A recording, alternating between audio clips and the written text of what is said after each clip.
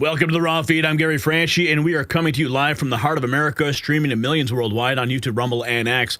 Tonight's show is explosive. We got bombshells dropping faster than the establishment can spin them. And folks, I got back from an incredible event where Don Jr. delivered a message that every patriot needs to hear about the future of our movement. But first, let me remind you what makes us different here at Next News Network. We don't just talk at you, we talk with you. Your reactions, your comments, your passion, that is what drives the show. So fire up those keyboards because we want to hear from you throughout the entire broadcast. And if you're watching on X or Facebook, repost the stream to your friends and followers right now. On any platform, grab your phone, text this link to your friends. Let's bypass their algorithms together. And for those who are ready to support independent journalism, we've got multiple ways you can help keep us on the air. Hit those donation links in the description if you want to contribute privately. And check out our merch shop at shop.nextnewsnetwork.com, where we got Alligator Alcatraz, President Otto Penn, and our American Badass series that lets you wear your support proudly. And speaking of support, we're going to be reading your super chats and Rumble rants between every segment, and we'll feature them on screen for the world to see. So send them in right now, even before we dive into the news. So don't be shy. This is your show, too. If you really want to be part of the Next News family, you can join our YouTube channel memberships. You will get special recognition in the chat, exclusive access to the team, behind-the-scenes uploads, and entry to our members-only Discord that's running 24/7. Now, about that Don Jr. speech, he laid out something crucial. He said, we finally have a bench. For the first time in Republican history, we've got tested, proven fighters ready to carry the America First torch beyond 2028. The last 4 years of Biden's disasters, they showed us who the real warriors are versus the establishment stiffs. And now those warriors are in Trump's cabinet executing that mission. Don Jr. talked about how any number of these people could lead the charge in 28 and 32, and not just a one-man movement anymore. We're building a dynasty of patriots. And what about Don Jr. 2028? Well, stay tuned. Now, on this day in history, August 29th, 1786, Shays' Rebellion began when Massachusetts farmers, crushed by debt and oppressive taxes, took up arms against the government that was seizing their property. Sound familiar? Well, because tonight we're exposing how history is repeating itself with a vengeance. Just like those farmers who face a two-tiered system of justice, we're watching Trump dismantle the protection racket that shields the political elite while targeting everyday Americans. The Secret Service wars have begun, and when they tried to strip Trump's protection, well, they never imagined that he'd turn the tables so completely. Speaking of crushing debt and seizure, the IRS fraud machine is finally being exposed. Just like those Massachusetts farmers fought back against illegal taxation, whistleblowers are now revealing the greatest tax scam in American history. When former IRS agents can't even find the law requiring you to pay an income tax, you know the jig is up. Governor DeSantis just lit the fuse on a tax revolt also that could dwarf anything we saw in 1786, but it's not just about money. It's about justice. The FBI's secret database tracking Trump supporters, hidden rooms with burn bags full of Russiagate evidence.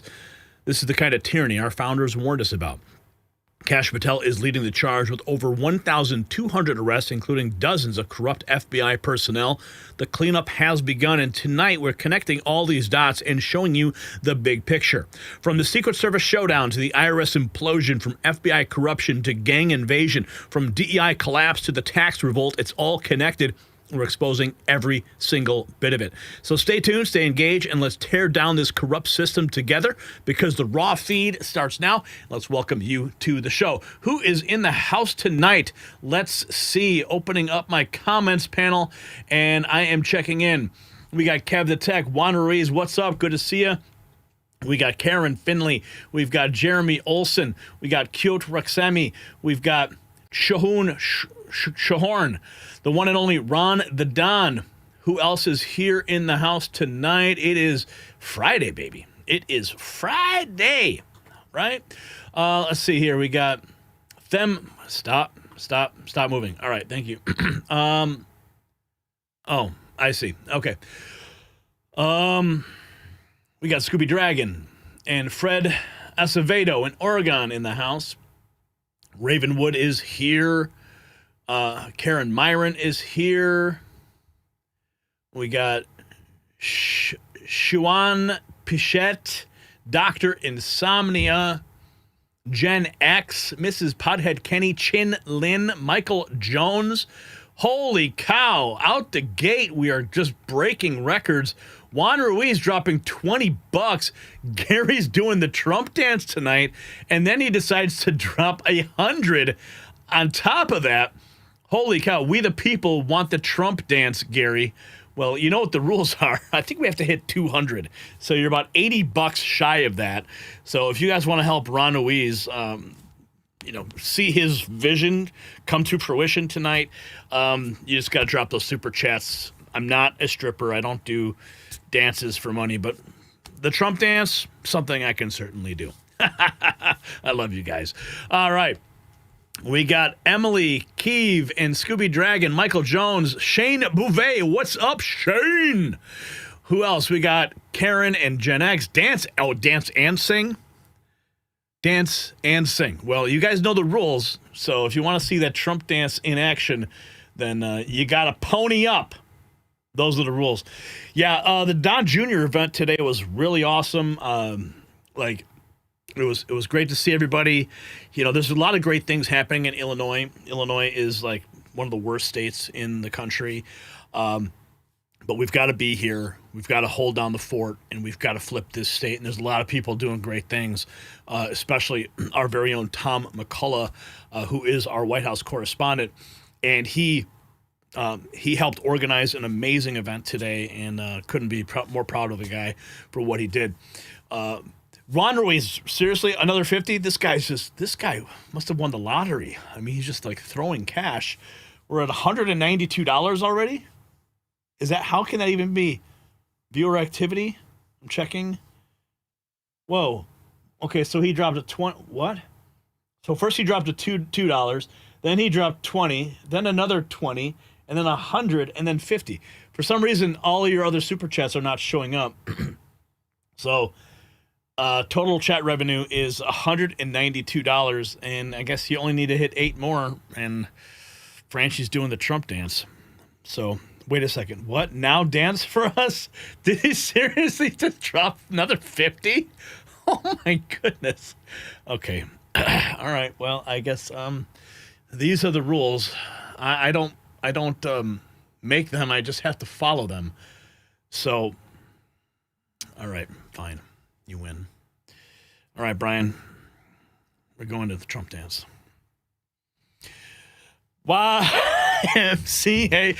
You want to see us at the YMCA. You can get yourself clean.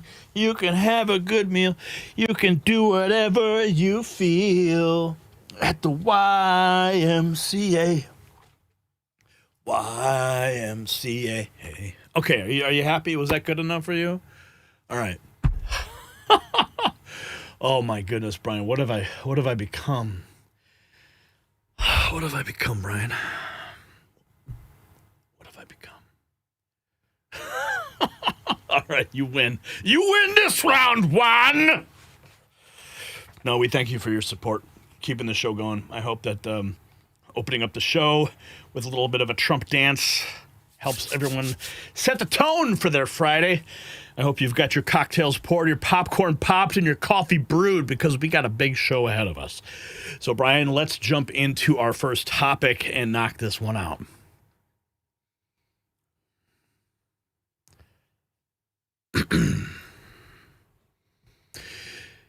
They thought they had him cornered. They thought stripping his protection would make him vulnerable, but Trump just flipped the script on the entire Washington establishment. What happened next sent shockwaves through every corner of the swamp. Former officials who spent years attacking him are now learning what it feels like when the tables turn.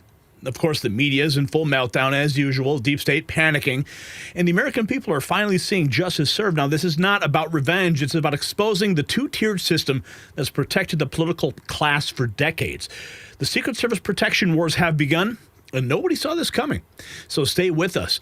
And when protection wars erupted in Washington, smart Americans saw the writing on the wall. Political chaos means one thing. You need to protect your family. That's why I always recommend my Patriots supply. And right now, they've got a special deal on their 3-month emergency food kit. Save $100 while supplies last. When power struggles shut down supply chains, you will have over 2,000 calories a day for 90 days. Real meals packed in sturdy buckets lasting up to 25 years, made right here in America. Don't wait for the next crisis. Go to preparewithgary.com. Security starts at home. Okay. Let's get right into this. President Trump has revoked the Secret Service protection for the former Vice President Kamala Harris, according to a copy of a letter reviewed by ABC News. A memo to discontinue. And ABC News has learned President Trump is revoking Secret Service protection for former Vice President Kamala Harris. Former President Biden extended Harris's protective detail for an additional year on top of the legally required 6 months.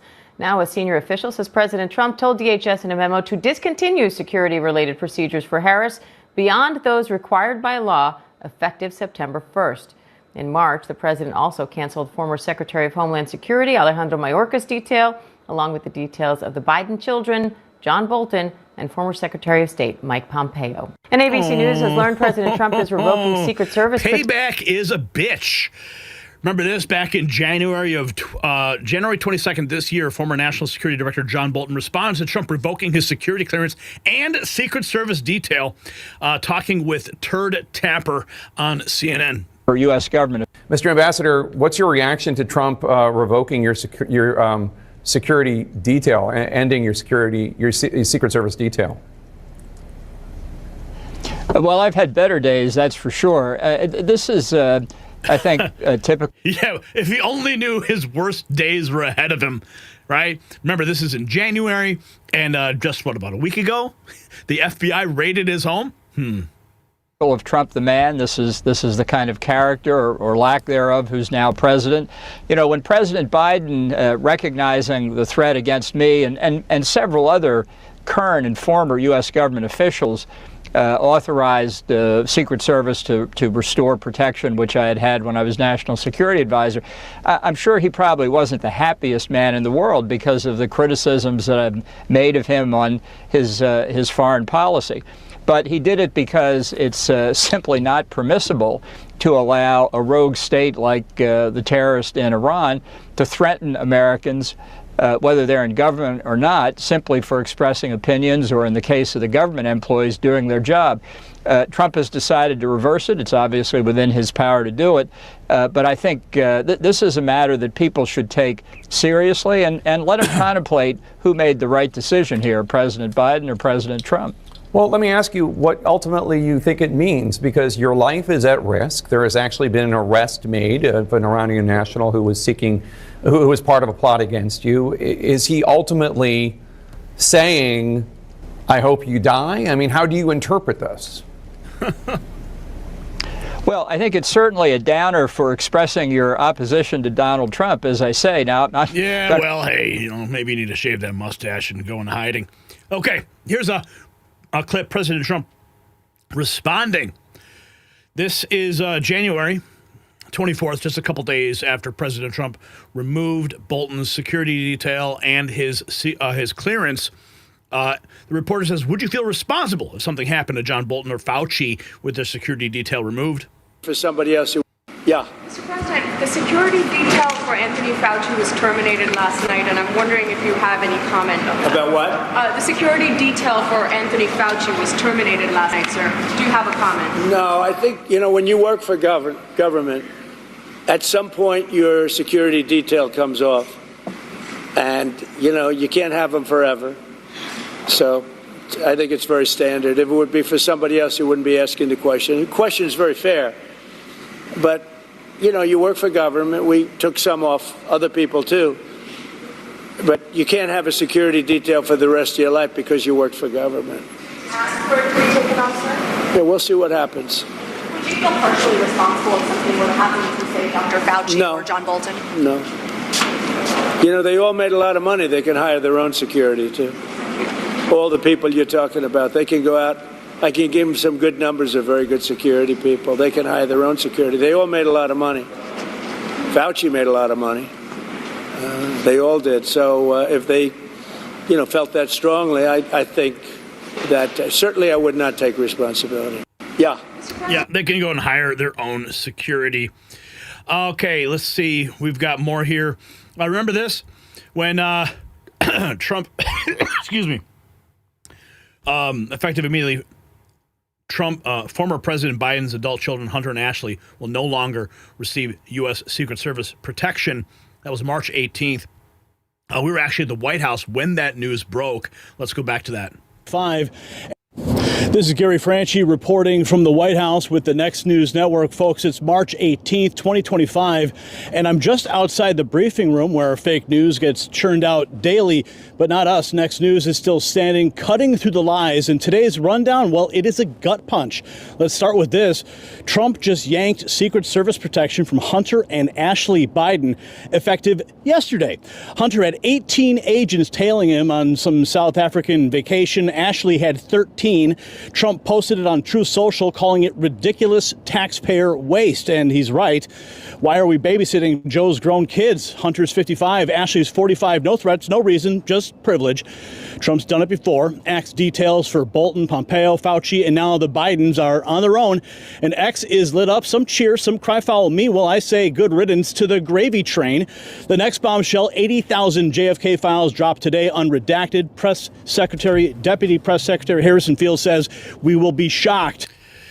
That was when the news broke. We were right there on the ground when it happened.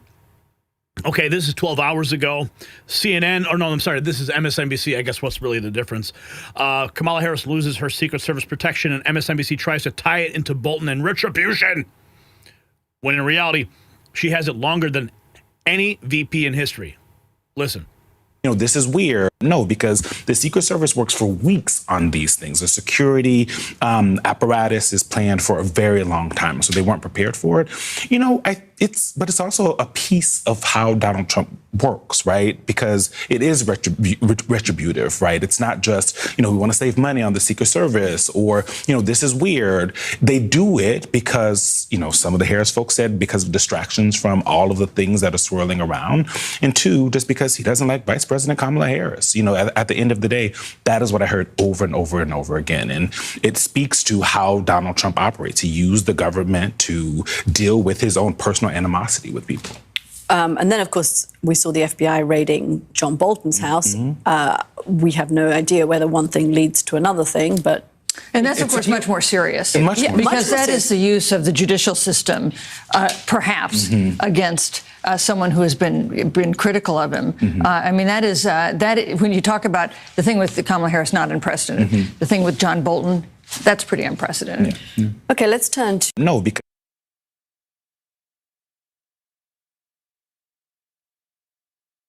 It's not really unprecedented because that's called draining the swamp.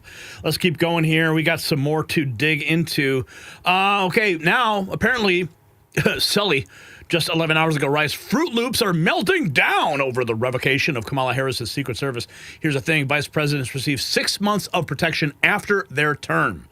AutoPen signed an order giving her 1 year. Kamala received 8 months. In closing, Kamala received more Secret Service protection than other VPs. Kamala wasn't stripped of her detail. Trump is not petty. She could have lost it in June like all the other VPs. Now, Trump actually let her keep her detail longer than expected. Oh, yes, the meltdowns are beginning. Is very much. Hi, there's a lot going on in the country right now. And I realize that this only affects this one individual person, but this pisses me off. Trump has canceled the Secret Service protection for Kamala Harris. Now, I don't know if you guys know this, but she wrote a book, and so she's going out. I don't think she started yet, or maybe she just started her book tour for promotion of that book. So she's going to be out and about in a lot of different places, going to a lot of different public events. So, just the regular threat environment is increased. And with this Orange Cheetos rhetoric, obviously, the threat level is very much heightened. And she was supposed to continue that Secret Service protection until July of next year, because she normally would have gotten it until July of this year. But then Biden signed an order to give her 1 year of extra protection, because these people are crazy. So she was supposed to then have that extended till July of next year. And he has just signed an order that says that it ends on September 1st. So she's going to be out and about with no Secret Service protection. And that just pisses me off because it is so petty and intentional and actually really dangerous. So I know she probably has enough money to hire her own security and whatever. It's not the biggest deal in the whole world. It just pisses me off because I'm he's so fucking petty. I'm so sorry how pissed off you are. But remember when they all tried to do this to Donald Trump? Here we have this. Kamala Harris had her Secret Service protection canceled by Trump on Thursday. Good. Having her escorted to go shopping at fancy stores had been a waste of our tax dollars. Joe Biden had secretly extended her Secret Service protection for a year. Oh. this is some video.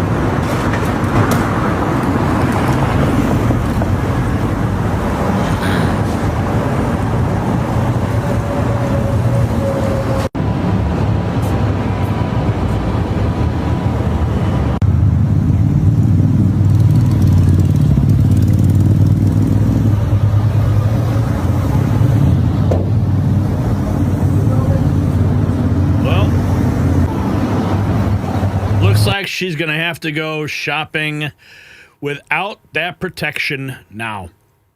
Remember when they all tried to revoke Trump's? They wanted him to be vulnerable. But President Trump, he let her have an extra couple months and then said, no more. So that is only the beginning. If you got value from this report, tab subscribe, because my final thought is next. Now, this matters because we're watching the death of the double standard in real time. For years, the political elite enjoyed taxpayer-funded protection while plotting against Trump and his supporters. They weaponized the Secret Service. They pushed the disgraced Former Protectees Act and nearly succeeded in leaving Trump vulnerable on January 13th. Now they're crying about losing their own perks. Too bad. The message is crystal clear. If you attack the American people's choice for president, if you abuse your power, if you feast on taxpayer dollars while ordinary Americans struggle, your privileges end. Period. No more lifetime security for shopping sprees. No more protection for adult children of corrupt politicians. No more special treatment for warmongers who send other people's kids to die. So here's my question. Should former officials who actively undermine a sitting president keep their taxpayer-funded security? Yes or no? Drop your answer in the comments. And while you are fired up, check out our Next News merch shop. It's linked down below. Let's keep this truth movement rolling. All right. Where are we at? Damn, Juan is rolling. He just gifted 10 memberships. Wow. Jill and Maya and Robert and Sebastian and Sweet Jenna Rainbows and Carl and Dictum and Delena, Nana Bear, Christine, all receiving memberships from Juan. Thank you, Juan.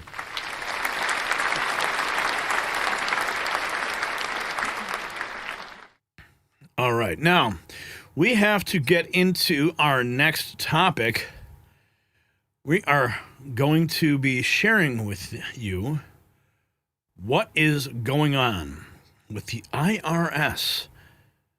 This is really, really interesting. I want to just double check, see if Ann has posted anything else. Let's see, Gallup poll. Yeah. We got a Joe Bannister. Love Joe Bannister. He is the man. Okay, let's see. I just want to double check, make sure I've got all of my notes here. Okay, looks like that's it. Okay. Let's get to the IRS.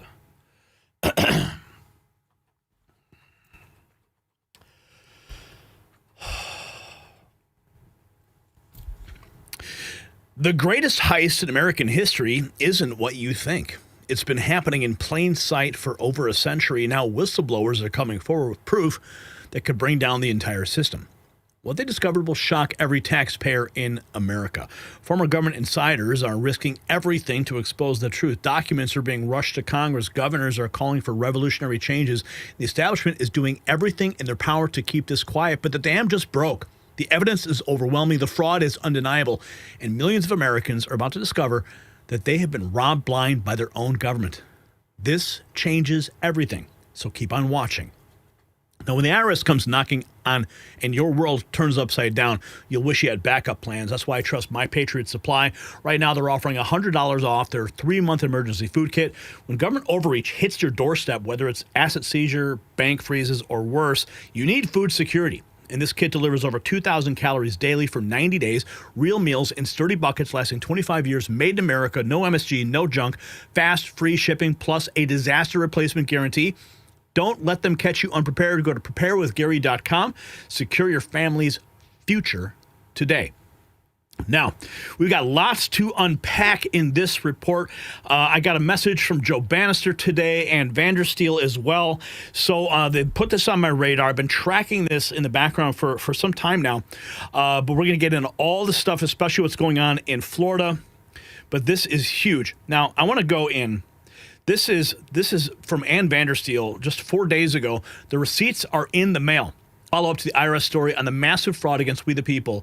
I just overnighted a package that will expose and bury the IRS. Let's listen. The judicial... What's up, MAGA? Well, we just delivered our package to Ed Martin. It'll be delivered tomorrow morning by 10:30.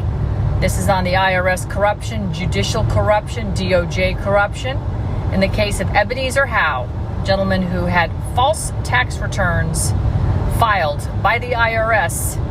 The judicial system covered it up, including the DOJ. There is an investigation going on over at the, should we say, the taxation OIG office, if you will. It's called TIGTA. And we've got an open case in the Ninth Circuit right now where they are still trying to basically steal Mr. Howe's home because they claim he didn't pay his taxes, when in fact it was the IRS who was falsifying tax returns, manipulating his individual master file, and there's just total, complete corruption and cover-up.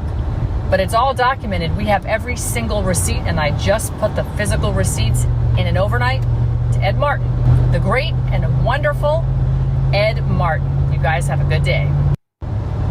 And Vandersteel on the case. So what exactly is going on? Let's take a deeper look. She posted this 24 hours ago. Call to action, IRS, DOJ, judiciary fraud. The Treasury Inspector General for Tax Administration, TIGTA, Employee Integrity Complaint, TRN 241003664, shows multi-layered fraud across the government, including IRS, DOJ, and the judicial system. Let's listen to what she is talking about here. An AKA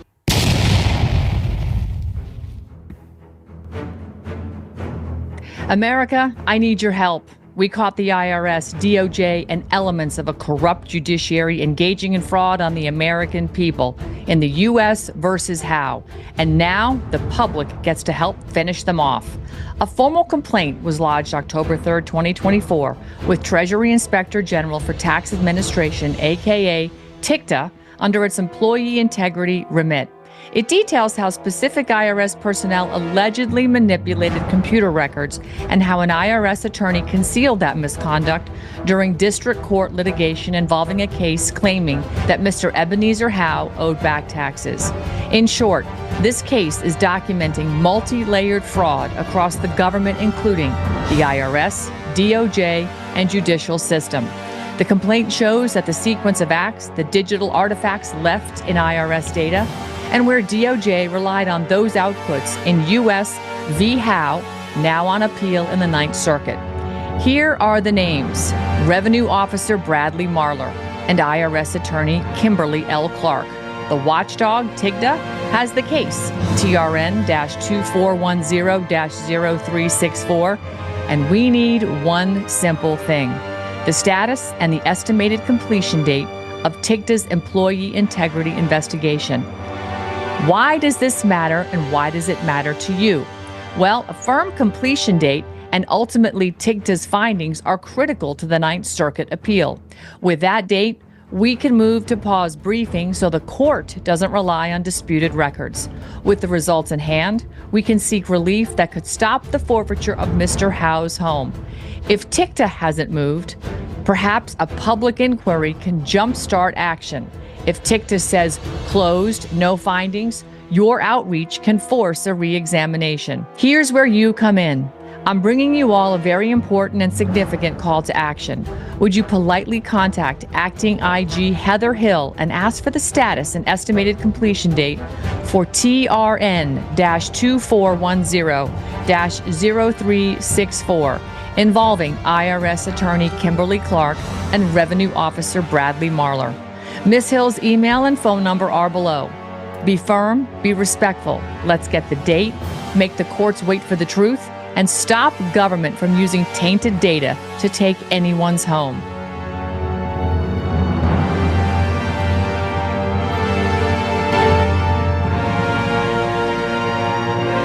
So that is only the beginning. Here's more. They've been running a RICO fraud against the American people, she writes, fabricating tax returns, covering up, and using fake records in court. It's not a tax issue. It's multi-layered criminal cartel in a government that includes that all. Now, I want to bring up, this is what, this is a little longer clip, but first, this is when I grilled the Treasury Secretary on the IRS back in April.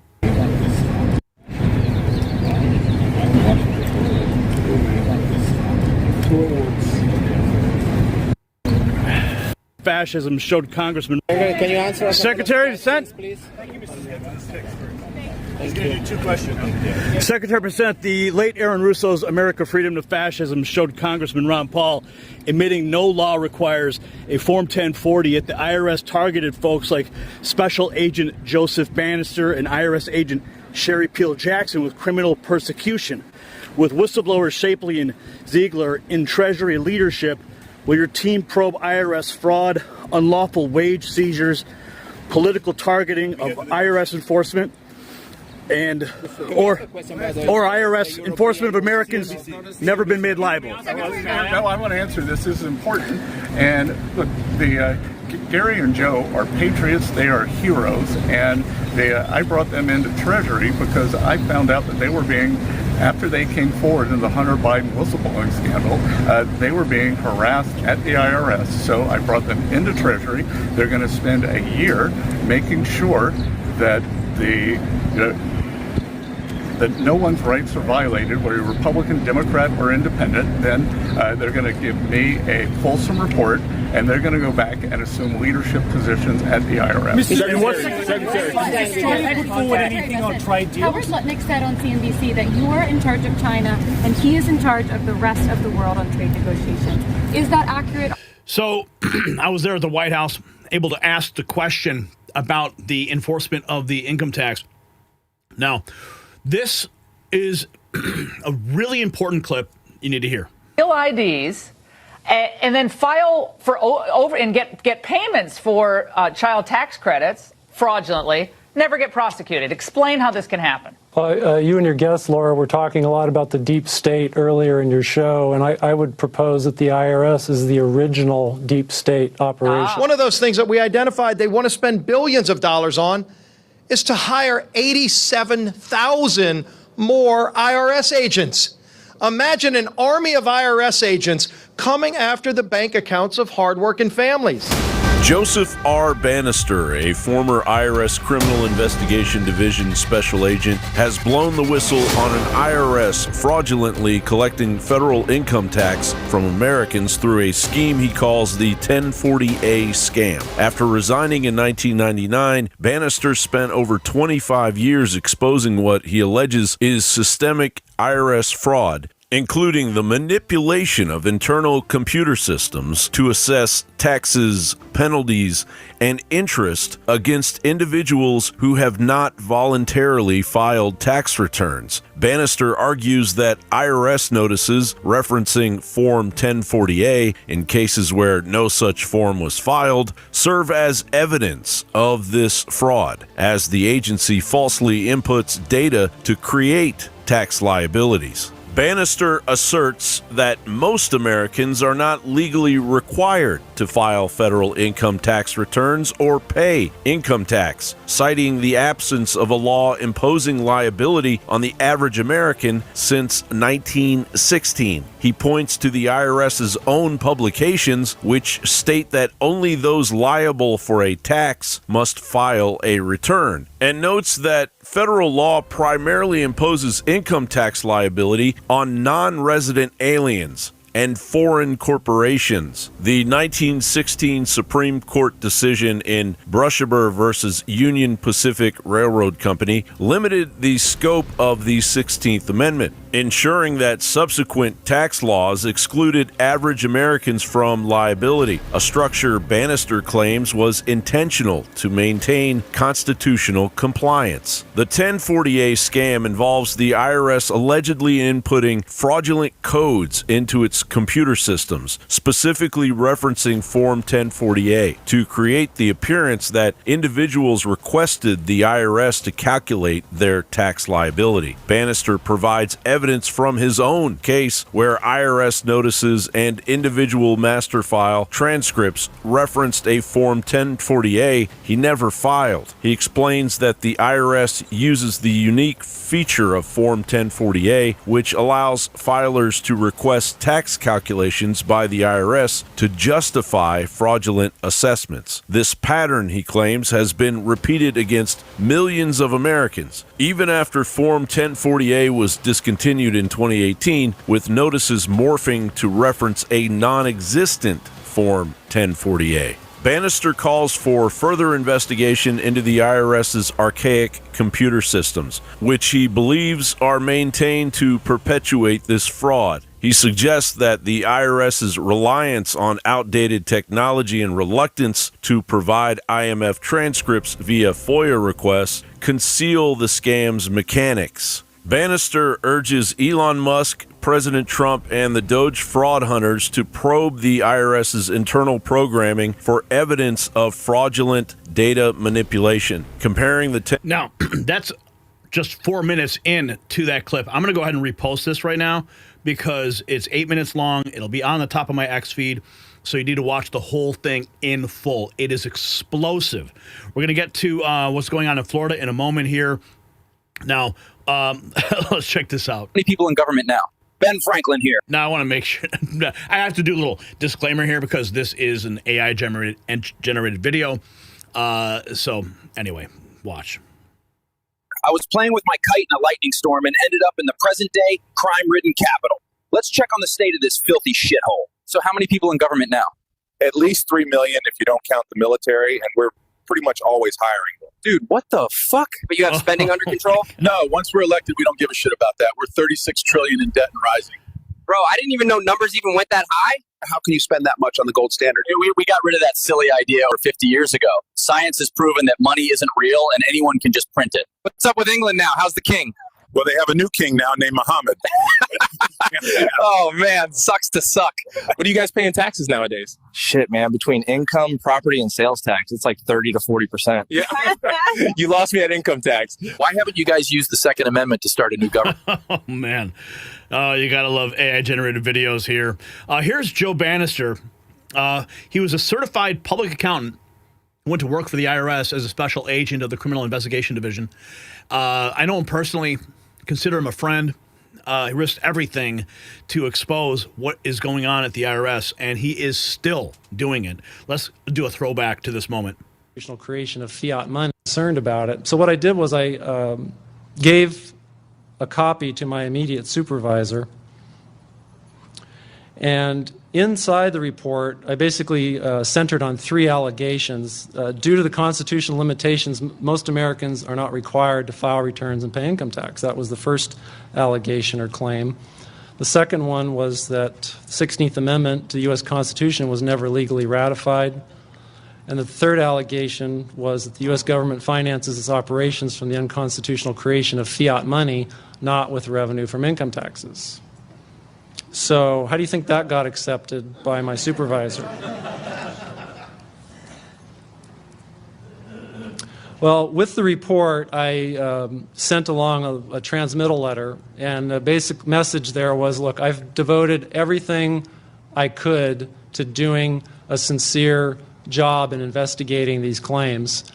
And I ended with, if the IRS declines to conduct its analysis or dismisses the evidence, then I must tender my resignation.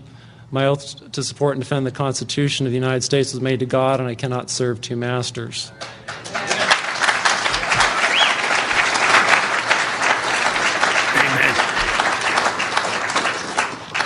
Well, naive little Joe who thinks that maybe all these other agents that took the same oath that I did and are supposed to abide by the same guidelines that I did, They concerned about it. So what I did was Joe Bannister, American hero, my friends.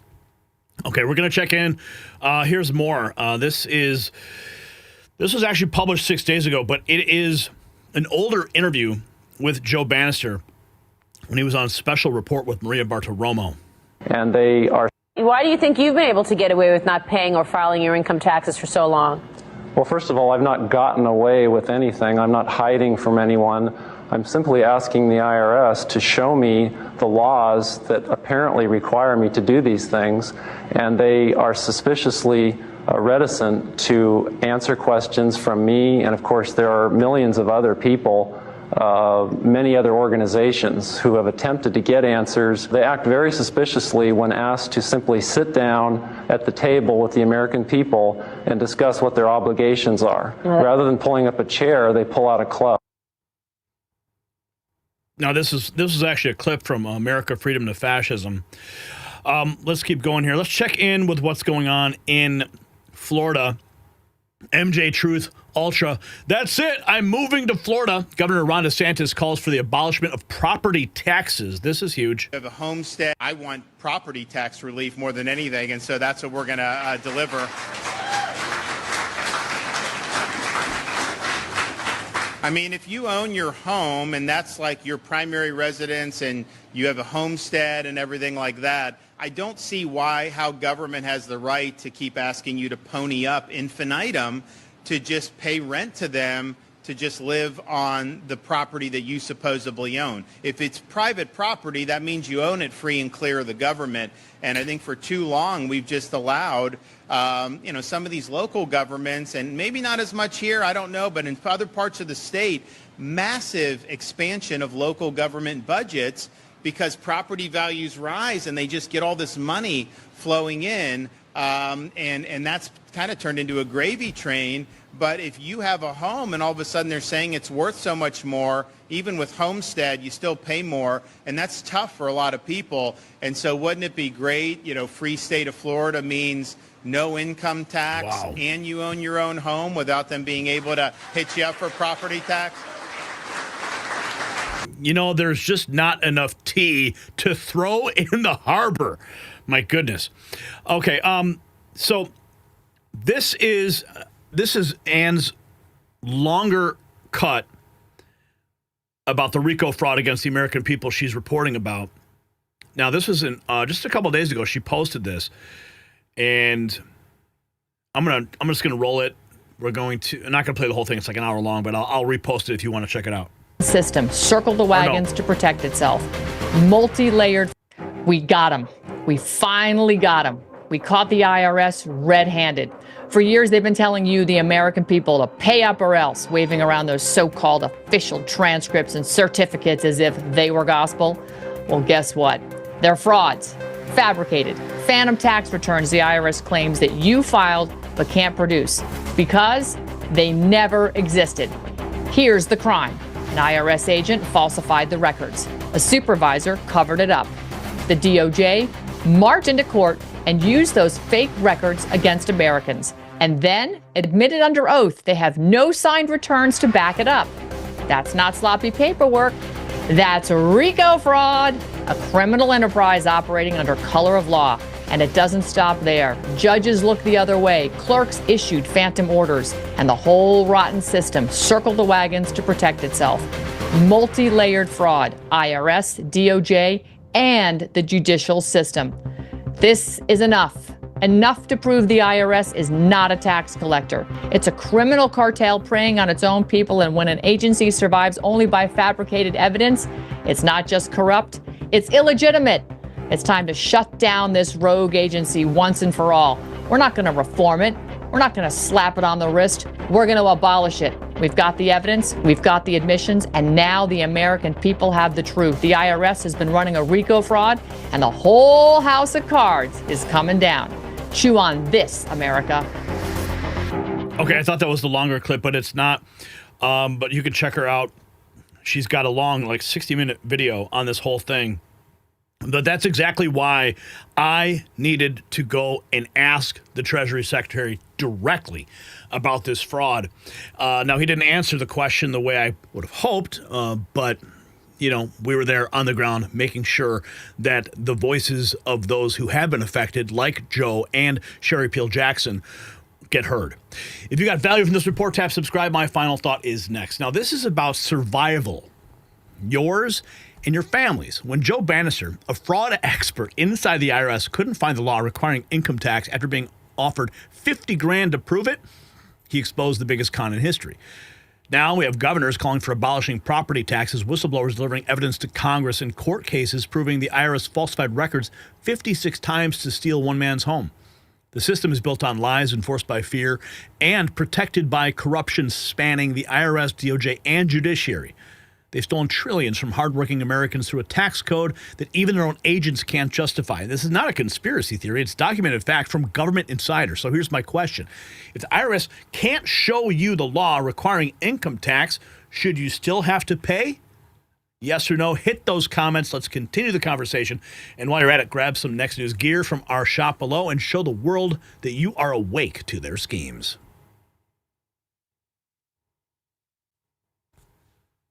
All right, rock and roll. It's Friday, folks. The party is just getting started here at the Next News Network on the Raw feed. We're moving into, speaking of DOJ and the FBI, we've got a lot of news on that front. We've got Kara Castronova coming in. We got Kyle Seraphin coming in. Some big bombshells. Holy cow. All right. And Mac Young dropping a 20 spot. Thank you, Mac Young. Gary Franchi, making America great again by spreading the truth. Thank you, sir. Thank you. All right. So we got a bombshell revelation out of, the burn bags. Yeah, we got that as well. We'll recap some of that from Kash Patel. The attacks on Christians.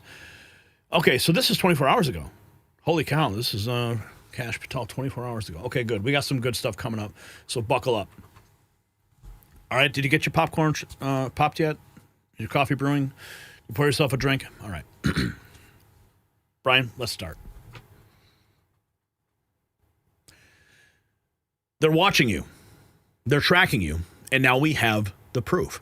A bombshell whistleblower just exposed what the FBI has been hiding in the shadows. Secret databases, rogue agents, Trump supporters marked for persecution. This is not a movie plot. It's happening right now in America. The same agency that's supposed to protect us has turned its weapons against half of the country. Hidden rooms filled with evidence they tried to destroy, thousands of documents they never wanted you to see. And that is only the beginning. What we're about to reveal will shake your faith in every federal institution. The surveillance state isn't coming. It's already here. And you might already be on their list. So don't look away. And when federal agencies turn against citizens, you need insurance against tyranny.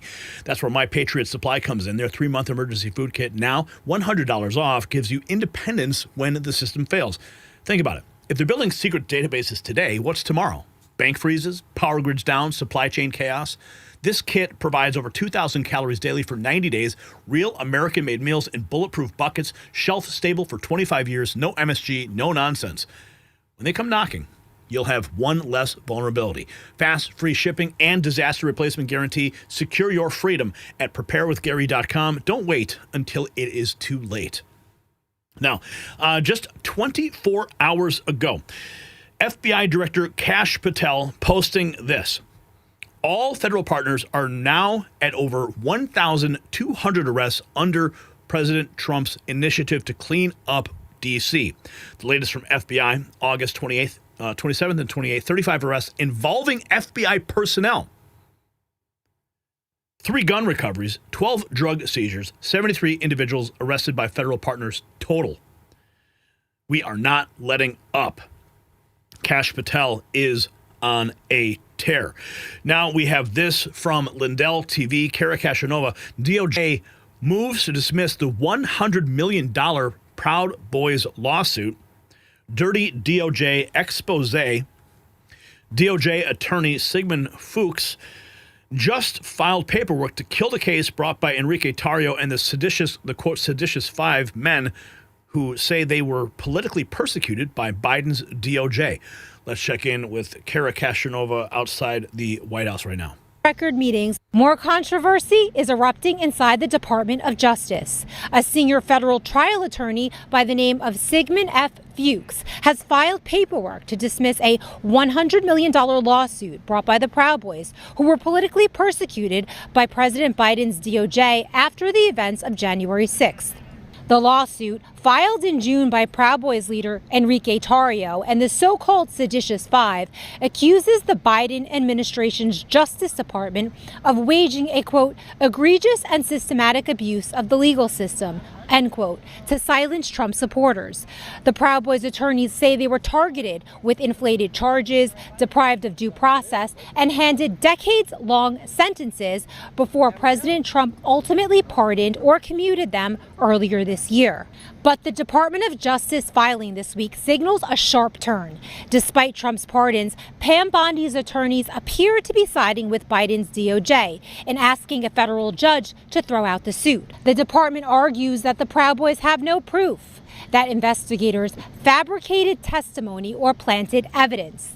They cite detention hearings and what they called, quote, incontrovertible photo evidence, end quote, of members inside the Capitol. That's a strange statement from the current DOJ, considering the now mostly undisputed fact that simply walking around the Capitol and taking photos does not equate to seditious conspiracy. The timing is explosive. Just days ago, the Biden's DOJ star witness against the Proud Boys, Jeremy Bertino, recanted, admitting under oath that FBI officials threatened and coerced him to commit perjury in order to secure their seditious conspiracy convictions of the Proud Boys. Were you forthcoming? On the stand? Yeah. No, I twisted the story they wanted the way they wanted it twisted. Okay. Yeah. He also alleges that the DOJ and the FBI conspired to construct a false narrative to ensure the Proud Boys would be found guilty, goading him into false testimony by threatening him with a 25-year prison sentence if he did not comply. That if I didn't, I was looking at decades in prison for a crime I didn't commit. Bertino further claims that FBI agent Nicole Miller, who still works at the Bureau, personally coached him into that false testimony during illegal, off-the-record meetings with Biden's DOJ. How many times did you meet with them total? Just give me a ballpark. 15. Do you know that they only told us that you met with them 3 times? I'm surprised, but not surprised. And legal experts now believe the very point of Biden's DOJ securing those Proud Boy convictions was to create a direct link to President Trump, laying the groundwork to later convict him of seditious conspiracy in his own J6 federal trial. And now many are asking, when will these federal officials, some still working inside the government, be investigated and held legally accountable for what they did to President Trump's supporters after January 6th? Many Trump supporters are calling the DOJ's move not just confusing, but dangerous, a sign that entrenched bureaucrats like Proud Boys prosecutor Jocelyn Ballantine continue to corrode the halls of the Department of Justice. Fun fact. DOJ attorney Sigmund F. Fuchs moonlights as a playwright when he's not targeting Trump supporters in court. His production, In the Closet, tells the story of 4 gay men who retreat into their metaphorical safe space, symbolized by a closet.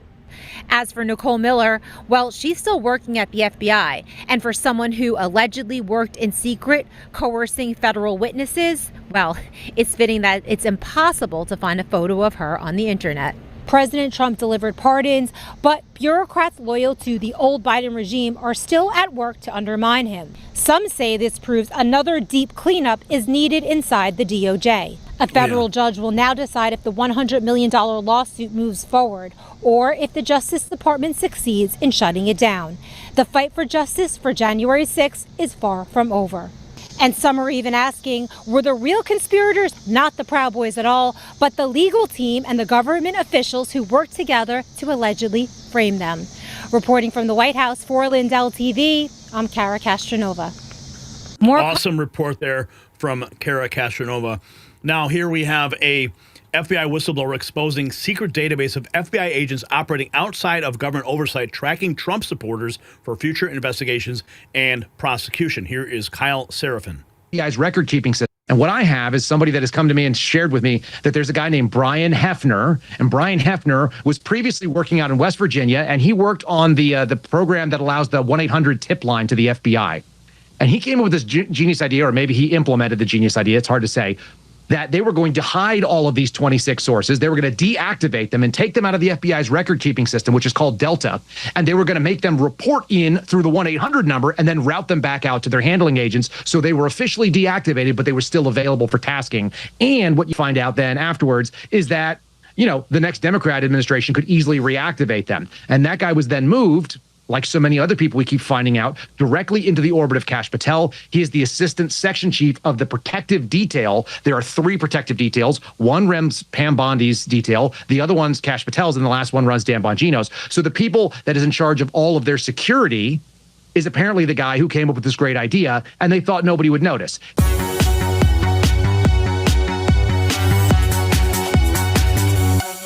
I got 2 stories, and they're different. So lest they got run together. The first one is that I interviewed a guy named Bill Taylor. I think his story is very compelling and interesting. He actually went on Judicial Watch and did a brief touch on it.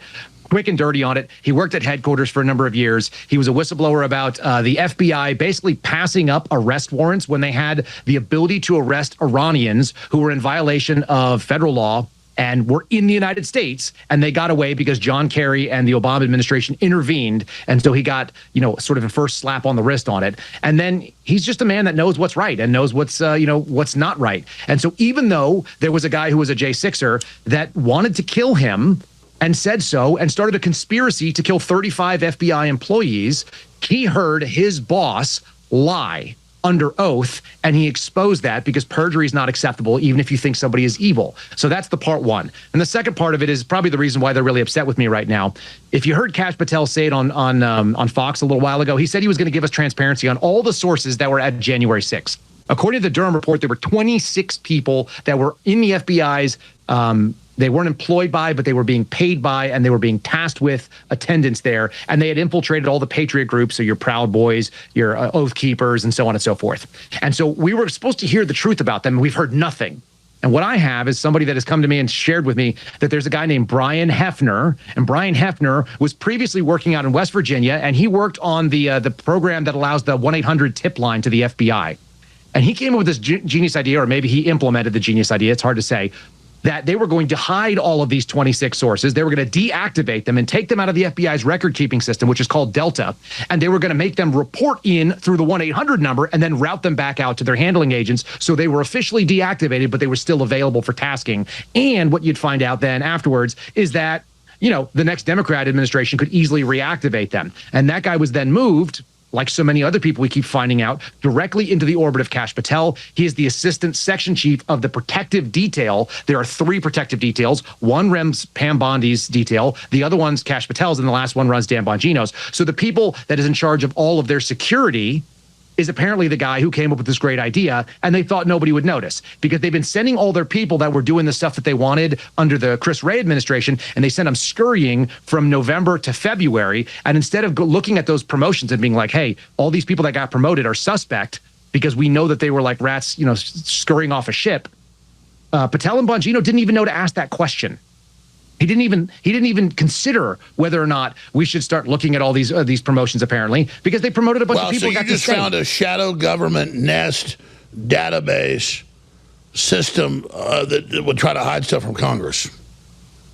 Yeah, I mean, they're required to. It's a violation of at least FBI policy, but and you know, it's obviously going to be a problem for Records Act, but everything. It's very likely going to be. Yeah, it's probably a violation of federal law there as well. And so, you know, this stuff is. Well, and who Kyle, you know this, but I told you this months ago. Because of your courage, you're going to get more and more. I don't know how you're doing as one man. So God bless you. CallSeraphimShow.com. Where else do people find you? They can find me on Rumble, and they can find me on YouTube, and they can find me on X at Kyle Seraphin. It's always the same. It's just my name. Kyle Seraphin doing the work, breaking it all down. Here we have this. New attacks on Christians have surged dramatically, with 415 hostile acts targeting Catholic and Christian churches in 2024 alone, marking a staggering 730% increase since 2018. Fox and Friends talking about it. Evil. Fox News alert. The FBI is currently investigating the Minneapolis church shooting as an act of domestic terrorism.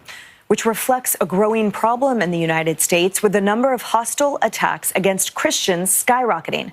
Just last year, there were 415 incidents, which is a 730% increase just since 2018. Let's bring in Fox News contributor Jonathan Morris for his thoughts. Good morning, and thank you so much for coming on in such the wake of such a tragic horror there in Minneapolis. What are your thoughts, Jonathan? Well, any hatred is bad, and it always turns out evil. And in this case, it turned out not only evil, but violent.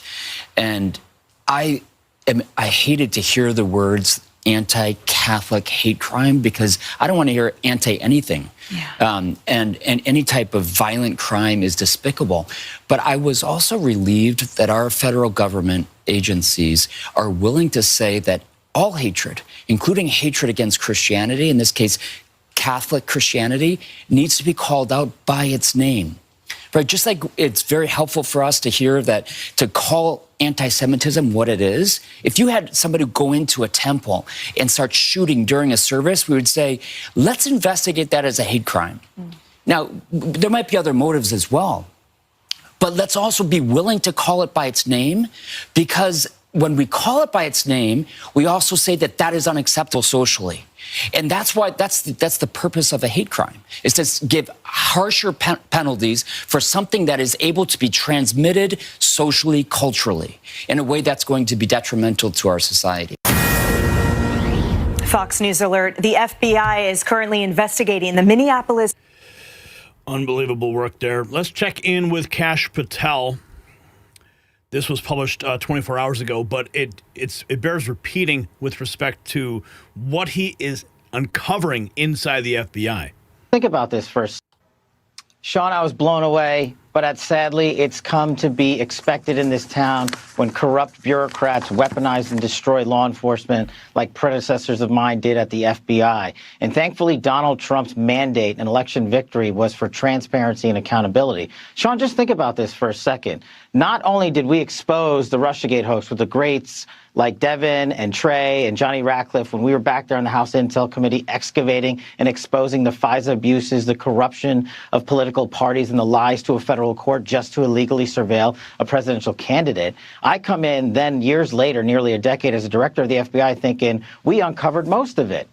But sadly, we found a room locked away in the Hoover building that contained burn bags. And just for your audience, Sean, a burn bag is a government bag that is specifically created to destroy classified evidence and shred and burn it. Hence the name burn bag. We didn't find one, we found 7. That wasn't the only thing we found in there. We found hard drives from our predecessors and prior FBI leadership. And folks like Page, Strzok, Comey, McCabe, Comey, the list goes on from Russiagate. The names were strewn all over these materials. Now, as our great Attorney General just told you, we can't deny or confirm what we're looking at, but what we can discuss is what we've publicly disclosed. And these documents have been publicly disclosed because the greatest way to educate and bring along the American public for transparency, initiative, and accountability under President Trump is to give them the documents. And step 1 is by cleaning house inside the walls of Hoover.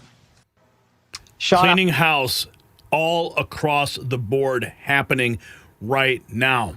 If you got value from this report, tap subscribe. My final thought is next. So this is the fight for America's soul. Yes, we've uncovered nightmare fuel, secret databases tracking patriots, rogue agents operating in darkness, hidden rooms stuffed with evidence of Russiagate crimes. For years, the FBI became a political weapon aimed at half the country. Churches infiltrated, Trump supporters surveilled, constitutional rights shredded.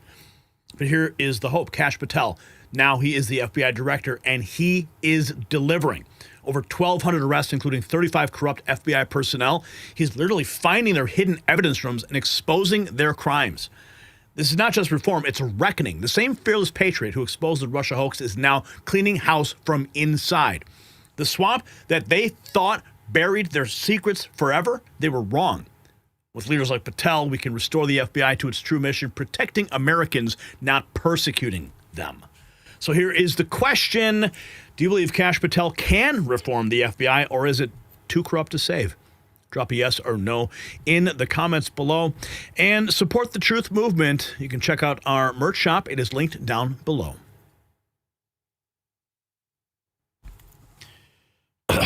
All right, folks. A lot happening in the background right now that will blow your mind. Yeah. Wait till you see topic 5. Oh, my goodness. It is amazing. Moving into our next topic. Let's get into it here. Okay. Here we go. This is 2 hours ago. All right. Okay. All right.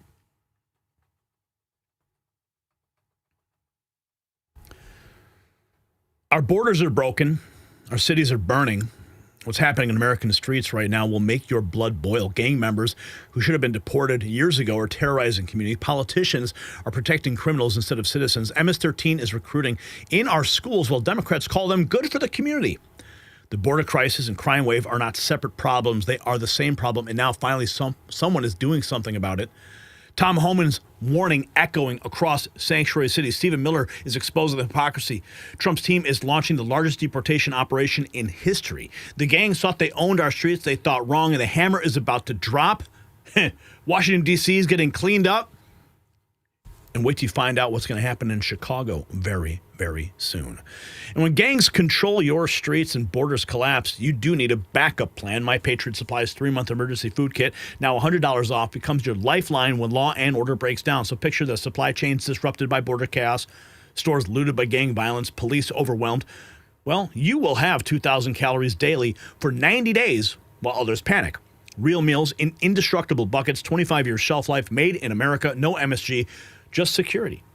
When criminals run wild and government fails, food independence keeps your family safe. Fast, free shipping plus disaster replacement guarantee. Lock in your protection at preparewithgary.com. It's linked down below today. Okay, so I was just at a event with Donald Trump Jr.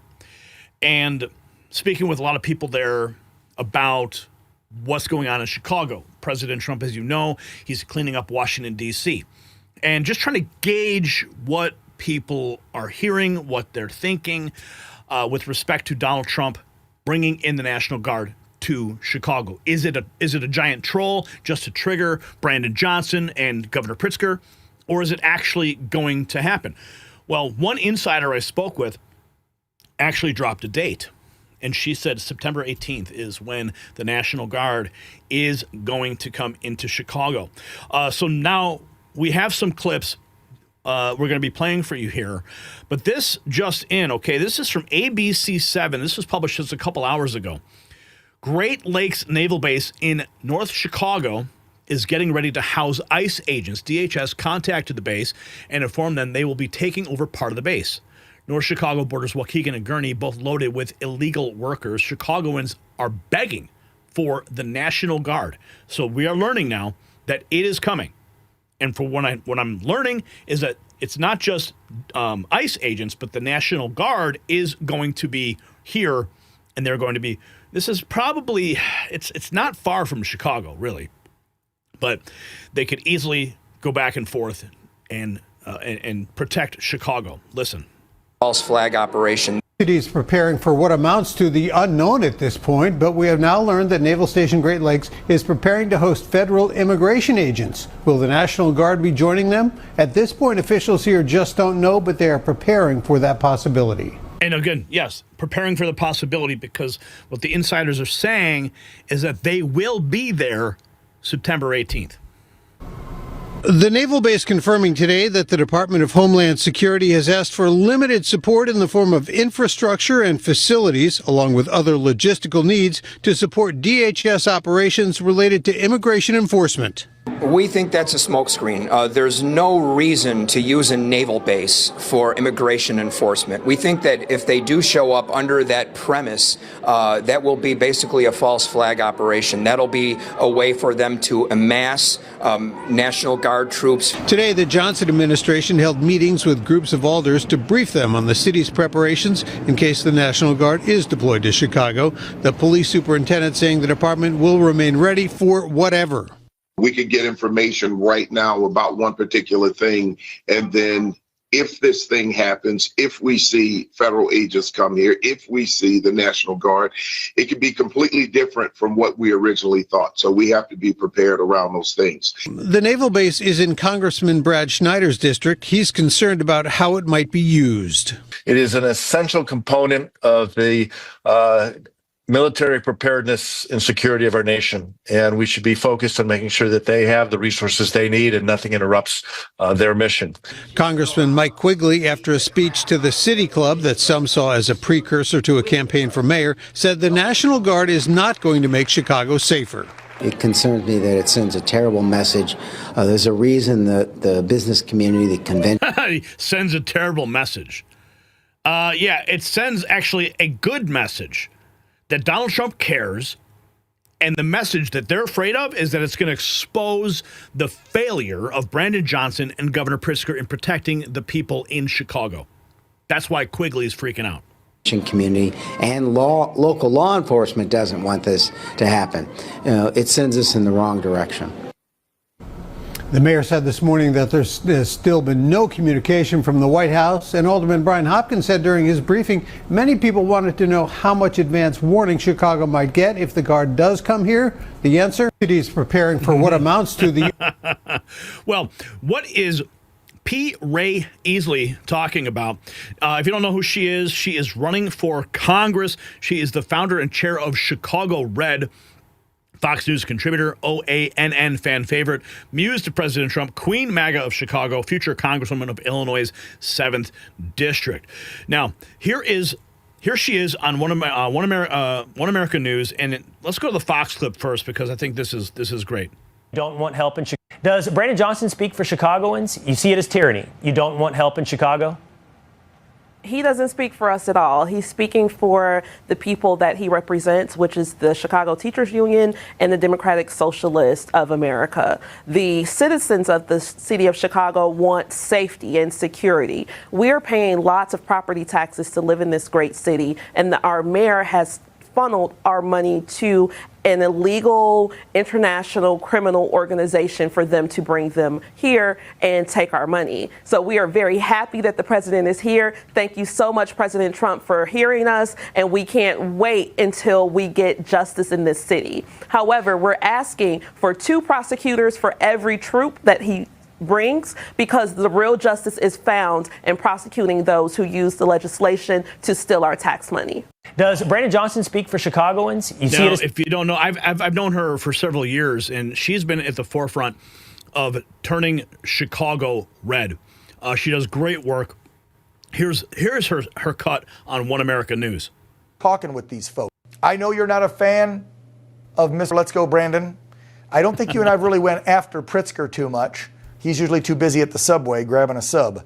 But I don't think they want Donald Trump and the troops or the federal officers. But you've been there your whole life. You've been out there running Chicago Red the last couple of years to get Trump supporters out to vote in 24. Now you're running for Congress. You were on the streets. You were talking with these folks. What does P. Ray Easley see out there and say about some federal help to crack down on crime in your beloved city? People are so happy, Dan. First off, hey, how you doing? How you doing? Good. Yes, but the people are elated. The city of Chicago has been asking for federal troops to come here since at least the 1970s, based on the archives that I've read, for the exact same reasons, and that's because we can't get justice out of the Cook County courts. In the city of Chicago, if the police department is doing a good job, shout out to CPD, they're not the problem. The problem happens in the Cook County State's Attorney's Office, where they're pleading people, and then the Cook County judges are letting them out of jail. They found 5 guys in the car last week with almost 90 rounds of ammunition, and one judge put them in jail. They went back to court the next week, and she let everybody out. So now they can go and complete the hit that they got caught doing. It's not fair. But Yeah, they're not telling the truth.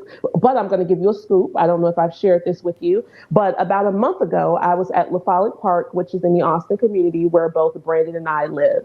I was sitting there with a friend of mine. We were actually drinking juice out of these little cups that he bought for us. And the police drove past and said, no drinking in the park. Now, behind us is a massive soccer tournament going on. So I said, why aren't you back there talking to the people drinking the Modelo's? And he told me, we don't bother them. We try not to bother them because we know that if we arrest them, they'll get flagged in the system for immigration. And we don't want that for them. So they're not even counting the crime that the illegals are doing. Yes, I have a witness who can corroborate this story. They are cooking the books. And this is why we need someone independent of the Cook County judicial system to come in and give us justice. And that's Donald Trump and the federal government. I know you're not. That is on the horizon. Well, okay, we have more. Let's see. Okay, I think we just covered that clip here. Okay, Governor Pritzker and Brandon Johnson. This is 2 hours ago. Are ranting over President Trump considering bringing in the National Guard to stop killings and crime in Chicago, but had zero problems with calling them in to ensure no crimes were committed at their DNC convention. Illinois National Guard deployed to assist Chicago police for DNC. August 18th, 2024. Almost a year ago. No problem then, but now it's a big problem. Checking in with Stephen Miller at the White House, talking about that gangbanger Kilmer Abrego Garcia going to Uganda. World also tell us now. So the point about Uganda, you just have to marvel at this. The same left-wing NGOs who tell us that we should open our borders to all the poor countries of the world also tell us that it would be unfair, improper to have anybody live in those countries. Well, if those countries don't have good systems of law and good systems of governance, then why would we want to have open migration from those countries? So these two propositions are in complete conflict. But more fundamentally, remember, Garcia has said he doesn't want to go back home to El Salvador. That's what he said. So we're honoring that request by providing him with an alternate place to live. We're not a travel booking agency. It's not our job to say to illegal alien terrorists, pick your favorite destination in the world and we'll send you a charter jet there. We have countries that have very graciously agreed to help resettle nationals from other countries, which is a great benefit to the United States. And obviously that's something that Garcia is eligible for. Now, so the point about the... He's eligible for it. Gotta love Stephen Miller. Here's more, talking about the National Guard. Every American city should be safe and free from this organized, horrific, bloody street violence that we have tolerated for too long. The Democrat Party as an institution at every level, its judges, its lawyers, its community activists, and its politicians exist to serve these criminal thugs. We see it here in D.C. We talk to the cops. They say, we're not allowed to arrest anybody, and then when we do arrest somebody, then they're immediately bailed out, they're immediately released, they're immediately set free, we arrest them again, they're back on the street again, and what do? They kill, they attack, they rob, they rape. Why would we put up with this? Right? These are society destroyers.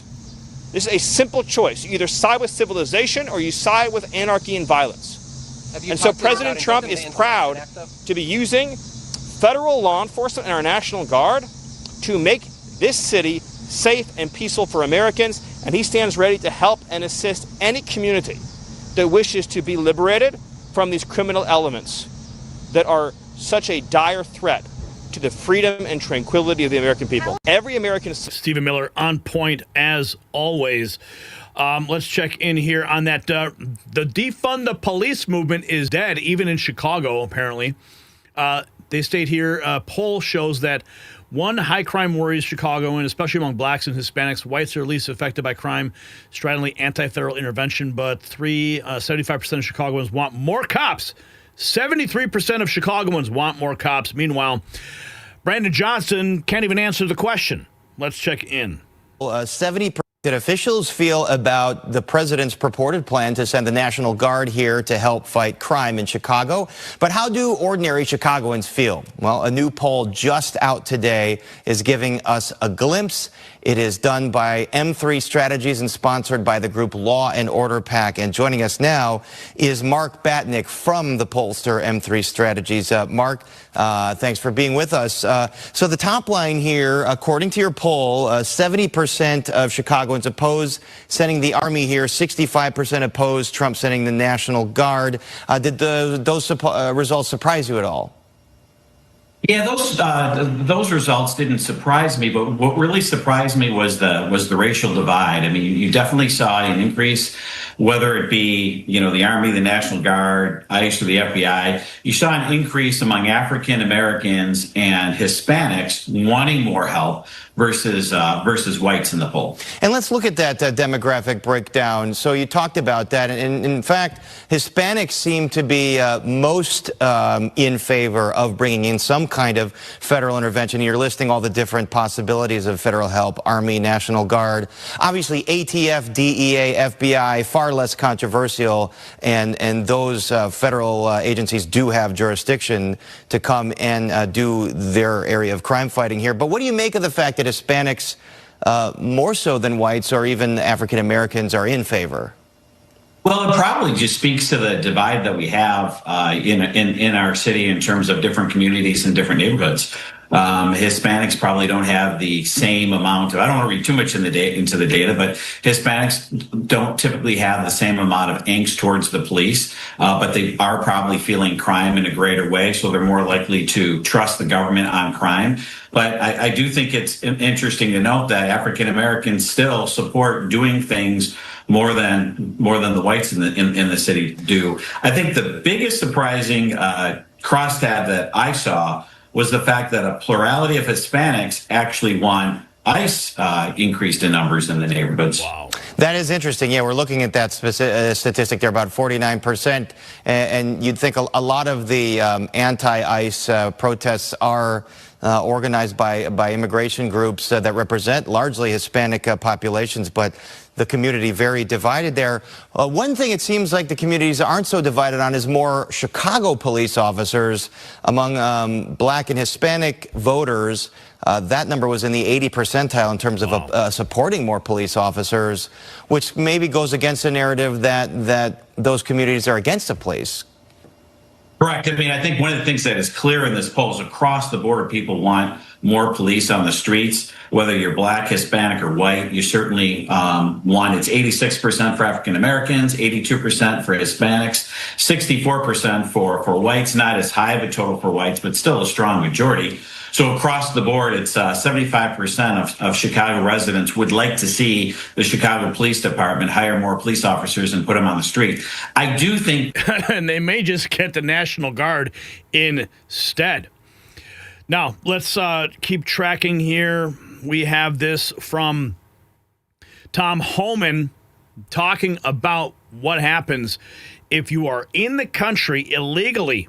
Executive orders on the reason we have the most secure border in the history of this nation is because of the work of the men and women in the Border Patrol securing that border. Yep. President Trump's executive orders on remain in Mexico, ending catch and release, the third safe country agreements. Yep. But a big part of that success on the border is because we're showing the world there's consequences. If you're in the country illegally, you committed a crime, you're a public safety threat, we're going to find you, we're going to deport you. That message around the world helps give us the most secure border in this history. The reason most secure border in history, cities becoming safer. Here's more from Stephen Miller. The same left-wing NGOs who tell us we should open our borders to poor countries also tell us it would be unfair and improper to deport anyone to live. What? It would be Uganda. You just have to marvel at this. Oh, we just played that clip. Okay, sorry. Let's check in with the other one we've got lined up for you here. You can't have nice things in New York City. Oh, I don't know what's going on here, but it doesn't look like it's going to be good. What? Oh, my goodness. Windshields smashed one after another. Just random violence on the streets. Random destruction, public destruction. Here is Secretary Burgum explaining how President Trump is empowering the U.S. Park Police will help lead to sustained safety in Washington, D.C. Are you going to be able to keep this going even after the National Guard goes home? Well, absolutely, Dana. We will be able to keep it going, and that's because President Trump has empowered the U.S. Park Police. This is the foundation of law enforcement in Washington, D.C. This is a group that was created by George Washington in 1791. They're the oldest uniformed law enforcement group in the country. Founded by George Washington, re-empowered by Donald J. Trump. And now that the handcuffs have been taken off the police, so to speak, in terms of things like no pursuit, they're allowed to pursue criminals. I mean, just a basic part of law enforcement. And now the handcuffs are going on the criminals as opposed to going on the police. And I'd say, the crime statistics are down, as you heard from Carolyn. But two things are up. Restaurant reservations are up, and morale among police is way, way up. And I would just say if there's anybody working in a metro in this country where they've been defunded, demoralized, not supported by their mayors or their council, we're hiring in Washington, D.C. The U.S. Park Police would love to have you join our ranks. We've got open positions and increased funding coming from the White House, and this is going to be a sustainable, durable solution for our nation's capital. Are you going to keep Washington, D.C. beautiful? Here's more from Stephen Miller with his hit with Laura Ingraham. An issue. Well, look, Laura, we've seen the polling. This is a 99 to 1% issue. In other words, 99% of the public says crime is either a problem or a major problem in their community. Only 1% of the country says crime is not a problem in our nation's major cities. Think about that for a second. Democrats have chosen a 1% issue. And over 80% of the country says crime is a major problem. President Trump has shown in just the last 2 weeks in Washington, D.C., that if you have the willpower and the strength, that you can break the back of these criminal gangs. There's been a steeper drop in crime in D.C. as the mayor herself has acknowledged than any city has seen in American history over just the last 2 weeks. Meanwhile, compare that to Chicago, where last weekend, 34 Chicagoans were shot, multiple were killed, and among the dead, a 5-year-old boy gunned down by gang violence in that city. That is the Democrat policy. Bloodshed, gang violence, and suffering. President Trump and Republicans are offering no crime, security, and peace. So buckle up, Chicago, because this may be the scene coming soon. Great Lakes, Illinois. Possible National Guard deployment coming very soon. If you got value from this report, tap subscribe. My final thought is next. So this is ground zero for America's survival. When Democrats defend MS-13 as good for the community, when sanctuary cities protect killers over kids, when left-wing NGOs demand open borders and cry about deportations, we've reached a breaking point. Now, these aren't separate crises. The border chaos feeds the crime wave. Gang members pour in, recruit our children, terrorize our neighborhoods. But the tide is turning. President Trump, he has already laid out the blueprint. We're seeing it in Washington, D.C. And that blueprint is being spread across the country. And it appears as Chicago is the next target to clean up. Tom Homan, what is he doing? He's promising ironclad. If you are here illegally committing crimes, we will find you. We will deport you. Stephen Miller exposing their con game. We're not a travel agency for terrorists picking vacation spots. Trump's using federal law enforcement and National Guard to liberate American cities from gang control. No more catch and release. No more sanctuary predators. Sanctuary for predators. This is a 99% issue. Americans want safety. Politicians protect criminals. So here's the question. Should sanctuary cities lose all federal funding until they cooperate with deportations? Drop a yes or no. Sound off below. Let's continue the conversation. And you can gear up with some Next News merch and show where you stand.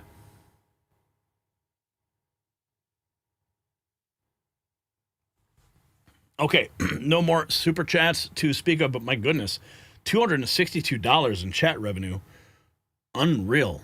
That is awesome. What a Friday it is. So our next topic, we've got a lot of ground to cover in it. Rather explosive stuff happening. I'm going to get into what happened with the Don Jr. event and my the question that was raised that I brought to the table. And I was actually floating it in different circles as I was talking with people. So we'll talk about that. We'll talk about that Vanity Fair cover. And, of course, the meltdowns that have happened since then. It's amazing to watch. All right, let's get into it. It happened tonight in Illinois. I was there, and the crowd erupted with 7 words that changed everything. What Don Jr.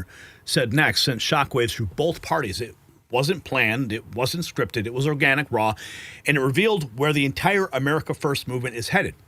Well, the establishment's dark money dries up and their DEI schemes collapse, and they break down over Melania Trump on Vanity Fair.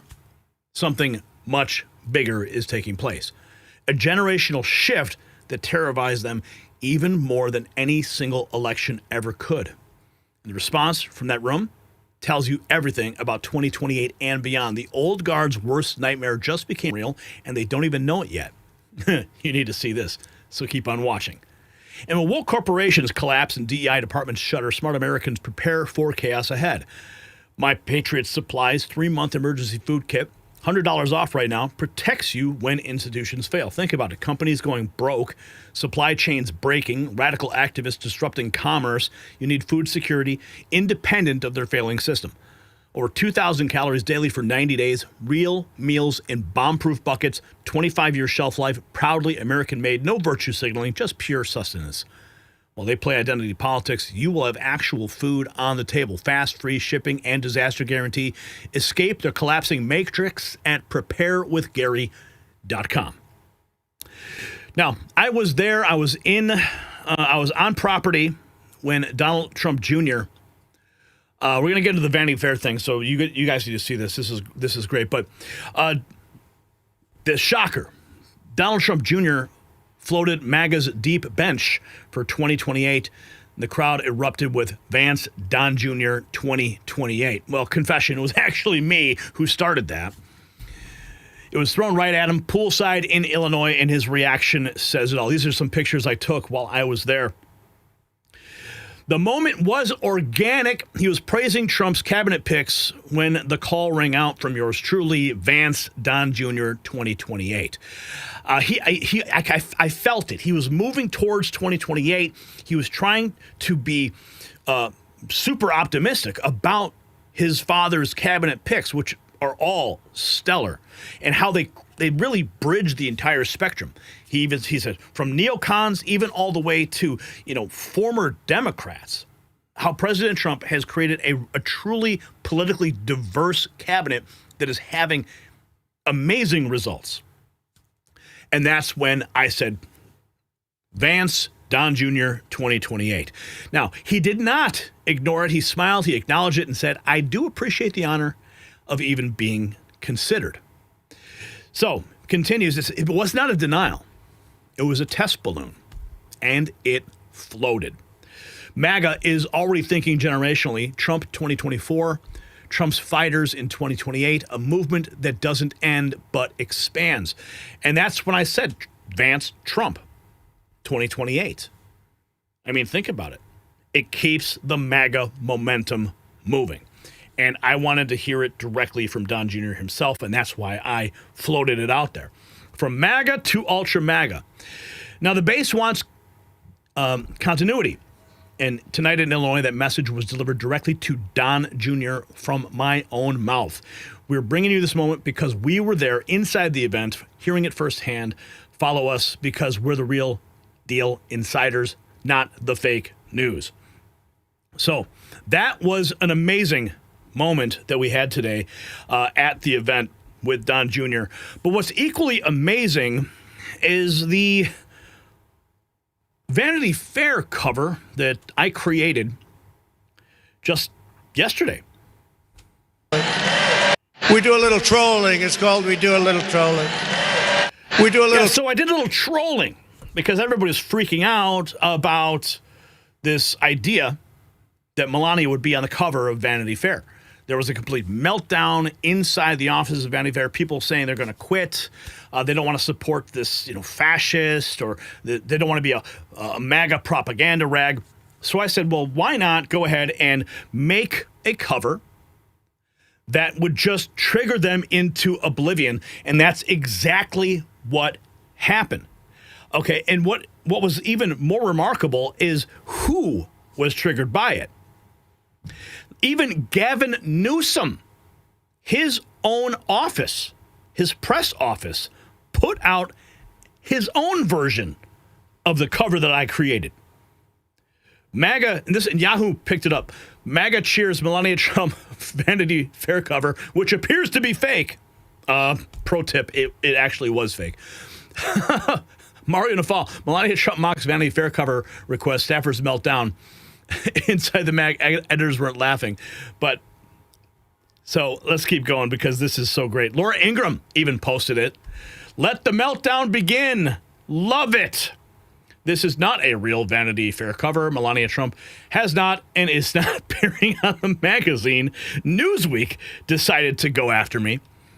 Charlie Kirk says, I can't wait to see all the liberal meltdowns over this on TikTok. Libs of TikTok, keep us posted. And this is the actual post from Gavin Newsom's office. An honor. Thank you. And he made his own version of the Vanity Fair AI-generated image that I had created. Donald Trumpo even animating it with Donald Trump and Melania kissing. So let's take a look. I mean, even PolitiFact. The American Queen Vanity Fair cover Melania Trump is fake, but fooled people anyway. Let's see. Should we dive deeper? I don't know. Okay, I guess we will. The Vanity Fair cover featured First Lady Melania Trump as the American Queen. Pants on fire. First Lady Melania Trump, let's see here, is fake, but it fooled people anyway. The Vanity Fair, the cover of the September issue of Vanity Fair features Jennifer Aniston. Programs that detected AI-generated images concluded the image likely contained AI-generated or deepfake content. The fake image of the magazine cover shows what appears to be Melania Trump as the American Queen wearing a gold crown, red lipstick, and a black turtleneck. The picture spread widely on X, and an account called Next News Network shared it August 28th with the caption, leaked Vanity Fair upcoming Melania Trump cover as staff in revolt. Oh, yeah. Next News Network is a site the Chicago Tribune reported promotes conspiracy theories. Oh, wow. Other X accounts shared the supposed cover, including Fox News host Laura Ingraham, conservative influencer Laura Loomer, Charlie Kirk, founder and president of the conservative group Turning Point. Ingraham and Kirk later acknowledged the cover wasn't real. Gavin Newsom jumped on the fake Vanity Fair cover trend, posting similar image of himself as the American King. Oh, my goodness. Yeah. Next News Network Conservative News YouTube channel was the earliest account to share the news, PolitiFact found. The Next News post referenced a real August 28th semaphore story that the new editor of Vanity Fair, Mark Giudice, had floated the idea of putting Melania Trump on the cover. It appeared to be to appeal to a broader audience. It's not clear where the image originated, but it appears likely to have been generated with artificial intelligence. Guilty as charged. Yeah, that's all me, guys. That's all me. A Hollywood Reporter even picking it up. Phony Melania Trump Vanity Fair cover dupes Laura Ingraham, inspires spoof from Gavin Newsom. The culprit behind the fake magazine cover turned out to be an up-and-coming fake news video outlet that has made waves in recent months. Oh, wow. Oh, wow. A leaked Vanity Fair cover for a September issue roiled and delighted certain corners of the web Friday, with the front page featuring First Lady Melania Trump anointing her the new American Queen, inspiring reaction from across the great political divide, including Laura Ingraham and Gavin Newsom. The Melania cover's release came after a report on Page 6 claimed the former model and First Lady refused to pose for Vanity Fair. A source told the gossip column that the steely Slavnian laughed at the mere request and immediately shut the idea down back in July. Okay, well, let's see. The cover itself seems to suggest it may not have emerged from downtown offices, of Condé Nast Culture and News Affairs title with its AI image and jokey copy. Teased below, a tad too pristine of an image of a crown first lady as the phrase the new American queen. See, I by calling her the new American queen was intentional to trigger the left, right? Because they're all about like no kings. So I'm like, well, make Melania the queen. That would make Trump the king. A headline to own the libs one, if one ever were written, teased below, is an article delving into Melania Trump's silent revolution, the key components of the forthcoming Melania Intifada, fashion power, and the art of staying silent. Not everyone got the joke, though. In a tweet on Friday, conservative Fox News presenter Ingram dropped a tweet on X that traveled far and wide across the web. Below the image, the unabashedly pro-Trump Ingram wrote, "Let the meltdown begin. Love it." And she wasn't alone, as several other followers seemed to believe the cover to be real, calling Melania's Vanity Fair debut beautiful, elegant, and classy, and predicting the liberal and conservative reaction. Oh, this is great. On the left, Gavin Newsom's comms office had some light fun with the situation, posting a Vanity Fair cover that mimicked Melania's debut for the storied mag, but featured a crown Gavin Newsom. King Newsom is declared in the text. Story covering hair gel and the art of being so handsome is treated as within the issue an honor. Thank you. By Friday afternoon, it became clear the Melania Vanity Fair cover was created as a goof. The handiwork of Next News Network, a YouTube-based fake news channel run by Gary Franchi, who doubles as news anchor for the not real news outlet that cobbles together stories from the Associated Press. Franchi and his network are remembered for spreading a story that the U.S. had created concentration camps for citizens and another fake story about Bill Clinton. Oh, what? I don't remember that one necessarily. Okay. The X post that revealed the fake video news platform as the culprit claimed the cover was leaked from the magazine to the YouTube outlet and even made up some claptrap about a staff protest and a writer refusing the story. The fake news outlet even dragged famed photographer Annie Leibovitz into their charade, writing that she shot the image. The cover drops Monday, they wrote on X, named the incorrect side of the political aisle while anticipating a reaction. Get your popcorn ready because liberal media Twitter is about to explode. Oh, and they actually posted my X post. Thank you, Hollywood Reporter, for covering the story. Fake news, yeah. Oh, yeah.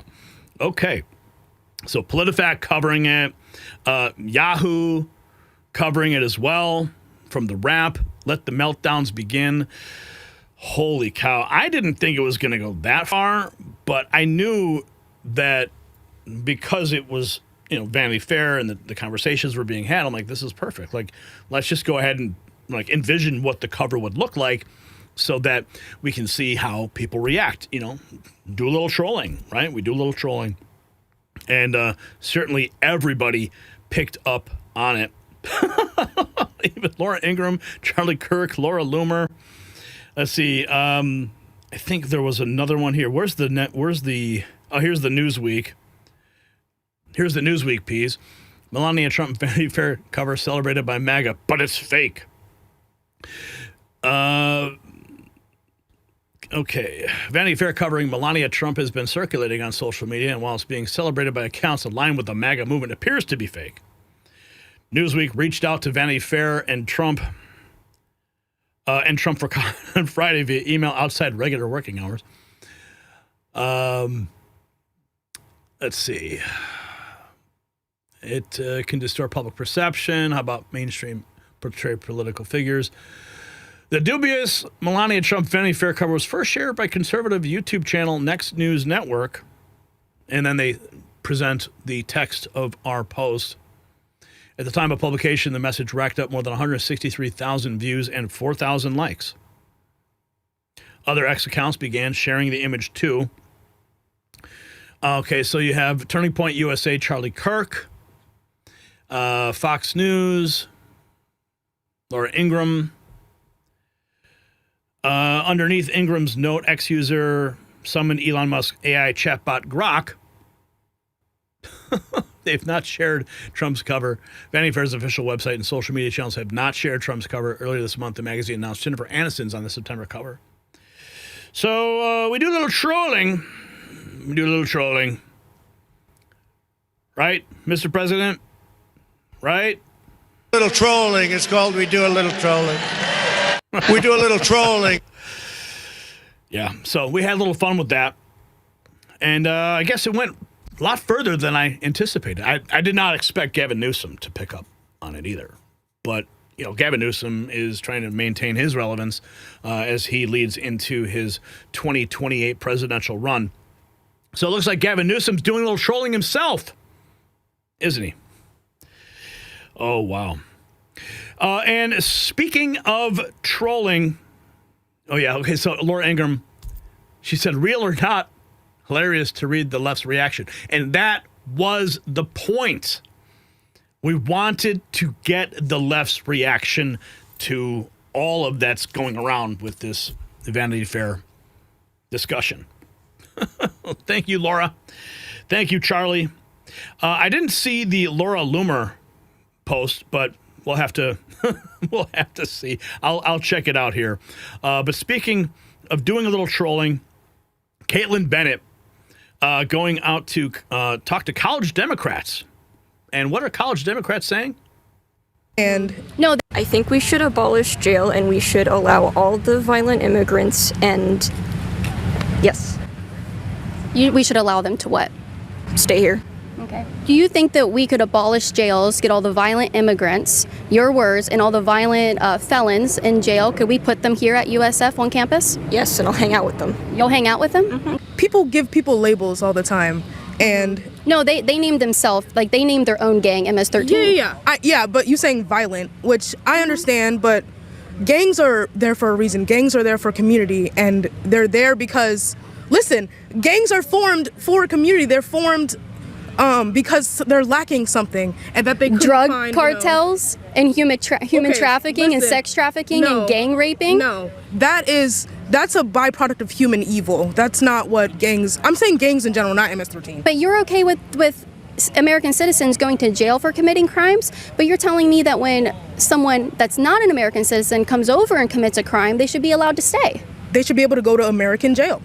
So you want them to be housed in American jails? Yeah, they did the crime in America, didn't they? I think we should abolish jail and we should allow all the violent immigrants. Abolish jail. Yeah, real smart there. I did find the Laura Loomer post. Here it is. I can't wait to buy this and frame it. Following the troll. Thank you, Laura, for helping us continue to troll the left, who ate it up, as we see. Here's now students. Students reacting to teachers demanding they use correct pronouns in class. Put stuff. You look like your pronouns are? No, because that would be disrespectful. So my pronouns are Z, Zer, Zer, Zers, and Zerself. Or you can just call me Teacher Darren. Isn't it kind of disrespectful to like put stuff in our faces and into our heads that we don't necessarily want to align with or learn? No, it wouldn't be, because that's the way the world works. So even though it's something that you don't identify as. Not the whole world. Well, even that's though. more so just like the USA, more so like. Okay, well, where do you live? In the USA? You said that's the way the world works. I'm just saying the whole world, like the USA is like 2% of the world. There's so many other continents and countries that don't want to, instill this into their youth. Okay, well, let's start by doing it in this classroom with Teacher Darren. Mrs. Darren. Teacher Darren. Uh-oh. Yes. Uh-oh. What do we have here?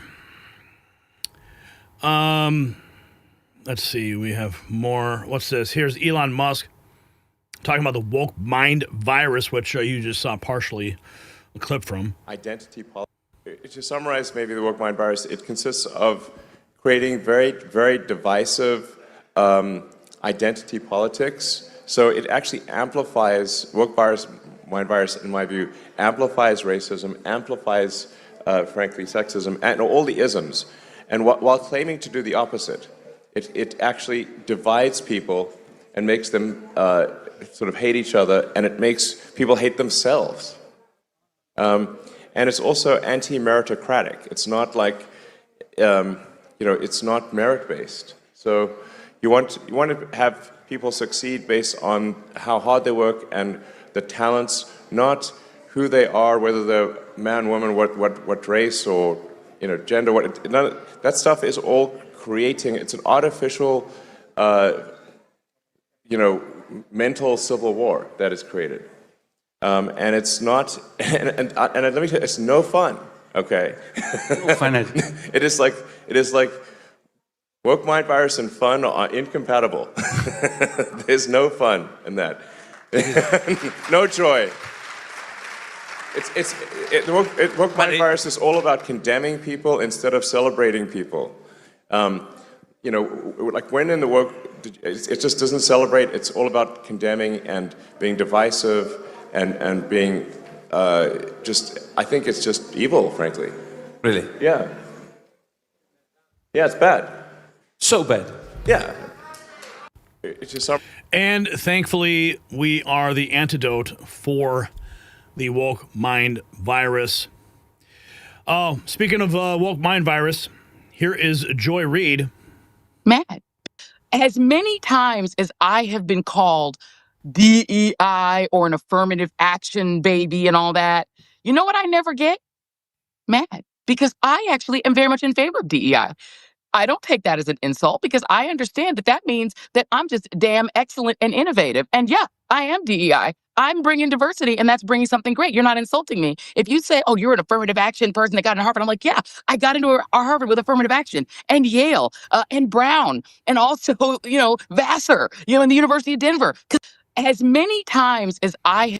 Yeah, and somehow you got onto MSNBC. Oh, here is a black MAGA preacher reacting. That's the way I was raised. I do not. Joy Reid, y'all, just openly admitted that she is a DEI hire. Now, we have probably already got that. I already knew that, right?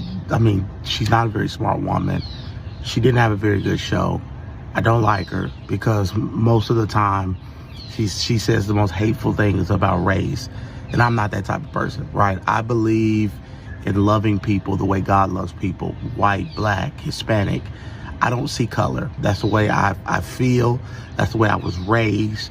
I do not see color. And I want to live my life like that because I believe people who see color in everything are miserable.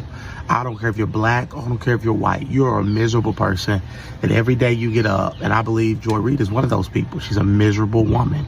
She's a nasty, miserable woman that gets up every day and sees everything in her life through the view and lens of racism. She was so radical that she got fired from a leftist show, or from a leftist network. She got fired because she was too racist.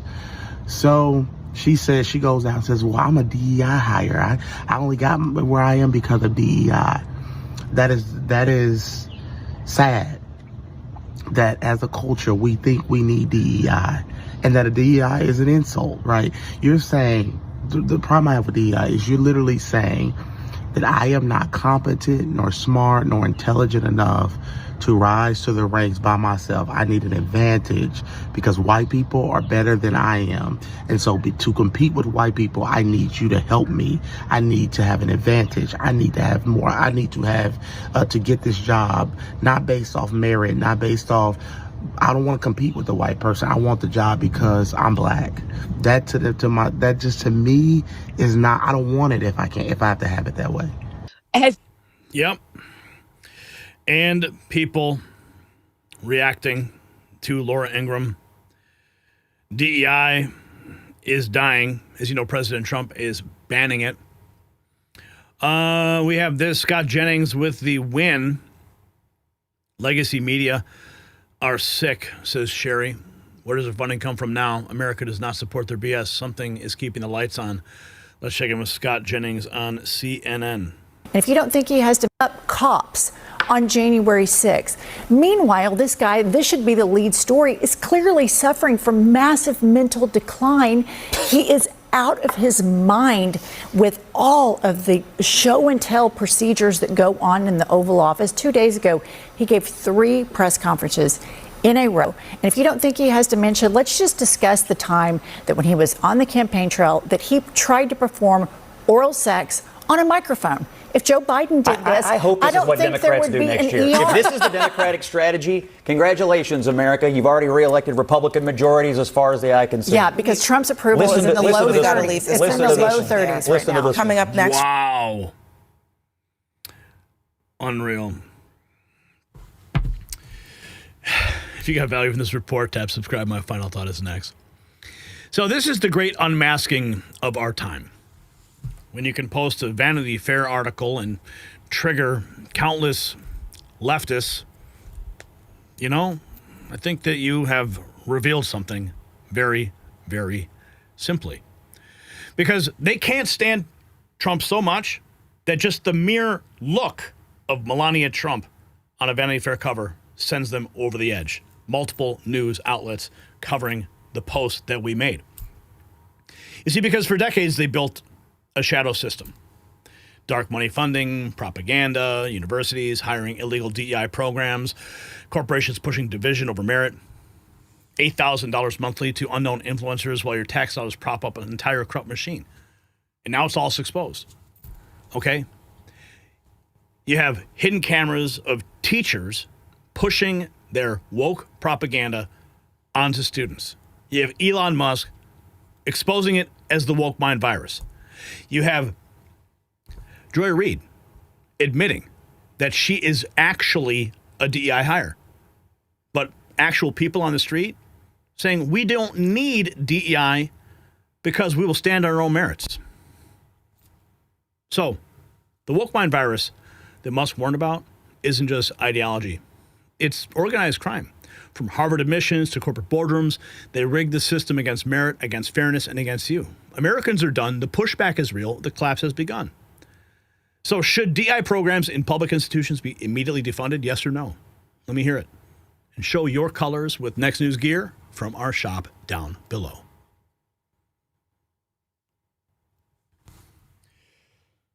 Whew. All right, folks. What do you guys think? What do you guys think? I had no idea that cover was going to go so viral, but it certainly did. Amazing. I was actually just picking up on all that before we went live, and I said we got to get this out there. So I talked to Todd. I'm like, well, where do we put this in the whole lineup? The last topic seemed to really fit, so you guys heard it, and it's Friday, and that's a wrap. Another explosive week of the Raw feed. We expose 5 massive stories that prove the establishment's house of cards is collapsing faster than they can prop it up. We showed you Trump's Secret Service purge and how he flipped the protection racket on its head. No more taxpayer-funded shopping trips for Kamala Harris. No more lifetime security for warmongers like Bolton. They tried to strip Trump's protection, and now they are learning what accountability feels like. Then we revealed the IRS fraud that's been robbing Americans blind for over a century, when their own agents can't find the law requiring income tax, when whistleblowers risk everything to expose the truth, when governors call for abolishing property taxes. You know the tax revolt has begun. The biggest con in history is finally unraveling. And then we have $10 from our boy Gary out there trolling the left. At least they're giving you credit for it. Yes, at least they are. Then we expose the FBI's secret database tracking Trump supporters, the hidden rooms full of Russiagate evidence that they tried to destroy, but with Kash Patel at the helm, the cleanup has begun. 1,200 arrests and counting. The surveillance state that's targeting patriots is being dismantled from within. We showed you the border crisis fueling the crime wave, MS-13, recruiting in schools while Democrats call them good for the community. We showed you what's about to happen in Chicago, and the numbers don't lie. The people want more police on the street. Tom Homan, Stephen Miller, they are not playing games. The largest deportation operation in history is underway. The gangs are about to learn what find out means. We pulled back the curtain on the DEI industrial complex. Dark money paying influencers $8,000 a month. Universities scheming to hide illegal programs. Legacy media mysteriously funded while bleeding viewers. And, of course, our Vanity Fair cover that trolled them all. You see, they built their power on lies and division. Now it's crashing down. But here is what gives us hope. Don Jr.'s message about the future that I heard today. We're not just fighting for this moment. We built a bench of proven warriors ready for 2028, 2023, and beyond. This movement isn't dependent upon one man anymore. We've got cabinet members who've been tested in fire, who understand the mission, who can carry this torch forward. The establishment thought that they could wait us out. Well, they were dead wrong. So to everybody who sent in Super Chats and Rumble Rants tonight, Mac Young, R. Boyd, and Juan Ruiz, you guys made the show electric tonight. Your energy, your passion, your refusal to back down, that's what powers this movement. You're not just viewers, you are patriots fighting for truth. So tell a friend, keep telling a friend about the Raw feed. Text in the link, share it on every platform. The algorithms can't stop us when we move together. If you want to wear your support proudly, hit up our merch shop, Alligator Alcatraz, President Otto Pen, American Badass Gear. Show the world that you are wide awake, not woke. Remember, they want you demoralized. They want you isolated. They want you to give up. But look at what we exposed tonight. Their entire system falling apart. And with the bench that we built for the future, this America First revolution is just getting started. So thanks for joining the Raw feed this week. Keep your heads on a swivel, your families prepared, and your spirits high. We'll see you next time. Until then, I'm Gary Franchi, reminding you to stay free, stay fierce, and stay tuned. God bless you, and God bless America, and have a wonderful weekend.